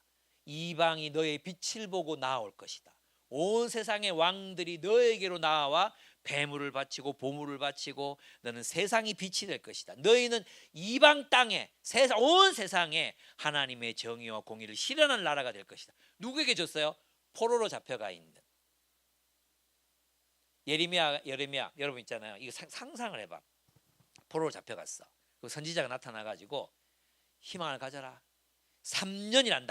하나님이 3년만 고생하면 돌아간단다. 그러니까 조금만 견디자. 이러면 견딜만 하잖아요. 근데 예레미야가 나타나서 뭐라고 말합니까? 뭐라고 말해요? 땅을 사라. 뭔 소리지? 장가 가라. 시집도 보내라. 그리고 너희 자녀들도 시집가고 장가 보내라. 무슨 말입니까? 너거는 못 돌아간다. 너거는 여기서 살다 죽을 것이다. 그 얼마나 절망적인 이야기입니까? 근데 하나님은 그런 상태에 빠져 있는 그들에게 여전히 창세기의 축복, 맞죠? 그리고 아브라함이 약속하신 그 약속, 그거 아직 폐지되지 않았다. 하나님은 그 약속을 반드시 지킨다. 너희는 너희 땅으로 돌아가게 될 것이고 너희는 이 땅에서도 뭐라고 말하는지 아십니까? 너희는 이 땅의 번영을 구하라. 그 번영이라고 번역된 단어가 샬롬이에요. 샬롬. 그러니까 그 땅에 살면서도 축복의 통로가 되기를 포기하지 말아라. 아브라함이 주신 명령처럼 너희가 하나님의 나라 그 땅을 잃었다고 해서 너희의 사명을 잃은 것이 아니다. 너희는 여전히 세상의 빛이다. 너희는 여전히 축복의 통로다. 아멘. 그래서 이것이 베드로전서로 이어지는 거예요. 베드로전서에 너희가 종으로 있느냐? 너희가 종이면 그 집안의 번영을 구하라. 그렇게 살다가 욕 먹으면 욕 먹어라. 정의를 위해 살다가 두들겨 맞으면 그냥 맞아라. 그렇지만 너는 네가 속한 오이코스 그 집안에서 너희는 그 세계의 번영을 구할 존재다. 이거예요. 여러분 직장 사는 이유가 뭡니까? 축복의 통로가 되기 위해 하나님의 통치를 따라 정의와 공의롭게 살아가는 사람들이 되기 위해. 그래서 여러분 있잖아요. 세상에서 내가 그 사람들하고 완전히 잘 지내서 막 룸살롱도 댕기고 노래도 막 잘하고 막 그렇게 해야 우리가 막 인정받고 그런 게 아니에요. 우리는 어떻게 승리하느냐? 하나님의 말씀을 따라 순종하고 그 말씀에서 벗어나지 않고 정의롭고 공의롭게 살아가는 것. 그것이 승리예요. 승리. 아멘. 여러분 하나님의 나라를 증언하라고 그것을 부르심 받은 거예요. 그리고 여러분을 통해서 누군가가 샬롬을 누려야 돼. 아멘. 저희 교회에 또 한 자매가 있어요. 이 자매는요. 학교 이제 어떤 회사에서 급식을 하거든요. 급식을 하는데 영양사. 근데 여기 아주머니들이 일을 하잖아요. 이게 참 말이 많아요. 그래서 이 자매가 들어가기 전에는 이 아주머니들이 퇴사율이 굉장히 높았어요. 왜냐하면 뭔가 이제 일을 조금만 더 시킨다고 생각하면 부당하다 이거 막 항의하고 나가고 막 이런 일이 많았거든요. 근데 이 자매가 한 가지 결심을 했어요. 내가 여기 평화를 이루리라 생각하고 모든 아주머니들을 이제 끝나고 나서 식사 대접하고 찻집에 데리고 가고 처음엔 다 싫어했어요. 왜 퇴근 못하게 하는데 막 이래가지고 또 막 욕먹고 그랬거든요. 모든 아주머니들을 그렇게 사랑하고 돌봤어요. 그랬더니 어떻게 된지 아십니까? 고민이 있으면 이 자매를 찾아오는 거예요. 그래가지고 그 회사가 퇴사율이 거의 제로가 됐어요. 아줌마들이 퇴사를 안 하니까 매출이 늘어났어요. 회사가 커졌어요. 그래서 사장님이 이 자매를 좋아할까 안 좋아할까요? 너무 좋아하죠. 이게 바로 축복의 통로가 되는 거예요. 제 아내가 그렇게 살았어요. 제 아내가 제가 교회를 개척할 때 그랬거든요. 뭐 돈이 있습니까? 대학생 한 12명 정도 데리고 25년 전에 시작했단 말이에요. 그런데 이 대학생들이 돈이 없잖아요. 월급 50만 원 정해놓고 못 받았거든요. 그래서 제가 아내한테 여보 당신도 이제 세상에서 어떤 소명을 찾아봐야 되지 않겠나. 그래서 아내가 참 착하고 순진해요. 그래서 막 그때 왜 벼룩시장 이런 거 있었잖아요. 거기 직업 이런 거 막 있단 말이에요. 거기 이제 까치길짓기에서 이 책을 좋아하니까 까치길짓기라는 글짓기 이제 논술 학원의 선생님이 됐어요. 이제 나이가 많은데 선생님이 됐는데 가니까 다 이제 여초 문화가 약간 남초도 그렇고 여초도 그런데 하여튼 이렇게 남자만 있고 여자만 있으면 약간 말이 많아요. 그러면서 이제 모이면 사장 욕을 그렇게 하는 거예요. 아내는 또 그런 게 또 뒷담화니까 안 끼는 거죠. 그리고 사장을 찾아가면 나이가 많으니까 또 직원들 욕을 그렇게 하는 거예요. 그럼 아내는 또 직원들 또 이렇게 좀 이렇게 해줘요. 대변해 주거든요. 그러다 어떻게 됐겠어요? 왕따 됐죠. 이렇게 살면 사람들이 막 신뢰할 것 같죠. 아니에요, 왕따 됐어요. 근데도 있잖아요. 직장에 30분 전에 가요. 그리고 그 구석구석을 청소해요. 그리고 책상을 다 닦아놔요. 칠판도 다 닦아놓고요. 그리고 사람들이 진짜 안 가고 싶은 농곡이라는 지역이 있거든요. 여기를 가려면 버스를 타고 2번, 3번 가야 되는데요. 제가 가겠습니다. 예, 그게 간 거예요. 그랬더니 한 석 달, 넉 달 이렇게 지나고 나니까 거기 선생님들이 찾아오는 거예요. 고민 있으면 찾아와. 그리고 아내가 약간 영적인 능력이 있거든. 그래서 이제 신호등을 기다리고 있는데 하나님이 이 자매에게 너 요즘 하나님과 편하지 않구나. 이 얘기 꼭 해주라는 음성이 들렸대요. 그래가지고 자매 손을 선생님 손을 꼭 잡으면서 요즘 잘 지내요? 이렇게 이 자매가 울어본 거예요. 잘 못 지낸다고. 그러면서 막 얘기해서 이렇게 해서 있잖아요. 그 선생님들 중에 4-5분이 아내랑 성경 공부를 시작했어요. 3분이 예수 믿고 우리 교회를 나왔어요. 예. 그리고 이제 저희가 한 3년쯤 되니까 자립이 됐어요. 그래서 아내가 일을 안 해도 교회 사역만 해도 괜찮을 때가 됐거든요. 그래서 제가 아내 짐을 가지려고 그 까치길 직원을 갔어요. 4층에 올라가 가지고 사장님한테 인사하고 이제 그동안 잘 도와줘서 고맙다고 내려오는데 사장님과 사장님 그 부인이 제 아내 가방을 이렇게 들어주거든요. 1층까지 내려와 가지고 제 스승님이시라고. 사모님이 제 스승님이십니다. 내가 인생에서 정말 좋은 선생을 만났습니다. 그리고 우리가 차 타고 가는데 90도로 배꼽 인사. 이게 축복의 통로예요. 여러분 있잖아요. 여러분의 처지가 어떠하다고 내가 돈을 적게 번다고 정규직이 아니라고 우리가 축복의 통로가 못 되는 게 아니에요. 여러분의 가치가 떨어지는 게 아니에요. 예. 여러분은 여전히 어떤 상태에 있든지 축복의 통로예요. 그러면 축복의 통로가 되려면 뭘 해야 된다고요? 하나님의 도, 여호와의 도를 지켜 말씀을 깊이 묵상하십시오. 진짜로 말씀을 연구하셔야 됩니다. 저희 교회는 한 주에 한 장씩 성경을 연구합니다. 초등부부터 어른들까지 전부 성경을 연구합니다. 교인들 집에 가면 주석들이 막 꽂혀 있습니다. 예, 성경을 막 연구합니다. 관찰, 해석, 적용, 묵상합니다. 예, 그런데 있잖아요. 놀라운 건 뭐냐면 나이가 제일 많은 그룹이 요셉 산지거든요. 이 그룹에 있는 친구들이 형통합니다. 일들이 잘 돼요. 그리고 회사에서 인정받아요. 그리고 뭘 해도 다 잘 돼. 이상하게 뭐 고난을 겪는 친구들도 있죠. 근데 반드시 극복해내요. 저는 여러분들에게 말씀드리고 싶은 게 있어요. 여호와의 도, 하나님의 말씀 무시하지 마라. 그 여호와의 도를 지켜 살아가는 삶이 여러분을 성공으로 형통으로 인도할 겁니다. 여러분들이 세상에서 무엇이든지 간에 여러분은 세상의 축복이요, 여러분은 세상의 빛이요, 이방의 정의와 공의를 행할 사람들입니다. 하나님이 여러분을 보내시는 그곳에서 하나님의 도구로 그렇게 살아가시기를 축복합니다. 아멘. 그것이 바로 회개라는 겁니다. 예. 그래서 있잖아요. 그냥 내가 윤리적으로 잘못한 거에 대해서 하나님 잘못했어요, 용서해 주세요, 내게 벌 주지 마세요. 이게 복음이 아니에요. 예. 메타노이아. 하나님의 거대한 통치 앞에 무릎을 꿇고 그의 나라를 위해서 헌신하고 그를 위해서 살아가는 삶. 우리 공동체 전체가 교회됨을 이루는 것. 이 공동체가 세상과 맞서서 하나님 나라의 공동체로 살아가는 것. 서로 사랑하는 것. 내가 너희를 사랑한 것 같이 내 이웃을 내 몸처럼 사랑하는 것도 쉬워요, 어려워요? 어려워요. 예수님 뭐라고 말씀하셨어요? 내가 너희를 사랑한 것처럼. 예수님 어떻게 사랑하셨어요? 자기 목숨보다 우리를 더 사랑하셨어요. 그래서 요한이 그렇게 말한 거예요. 우리가 그리스도 안에 있다고 말하면 어떻게 해야 돼요? 형제를 위하여 목숨을 버림이 마땅하도다. 이렇게 말했단 말이에요. 예. 옆에 사람 한번 보세요. 내가 이 사람을 위해서 죽을 수 있나? 택도 없는 소리 하지 마라. 니를 살리고 내가 죽느니 너를 죽이고 내가 살겠다. 이게 우리의 보통 심정 아닙니까? 근데 우리는 그게 우리의 목표가 돼야 되는 거예요. 그래서 요한도 이걸 인식했나 봐. 그래서 그 다음 구절을 보면 뭐라고 되는지 아십니까?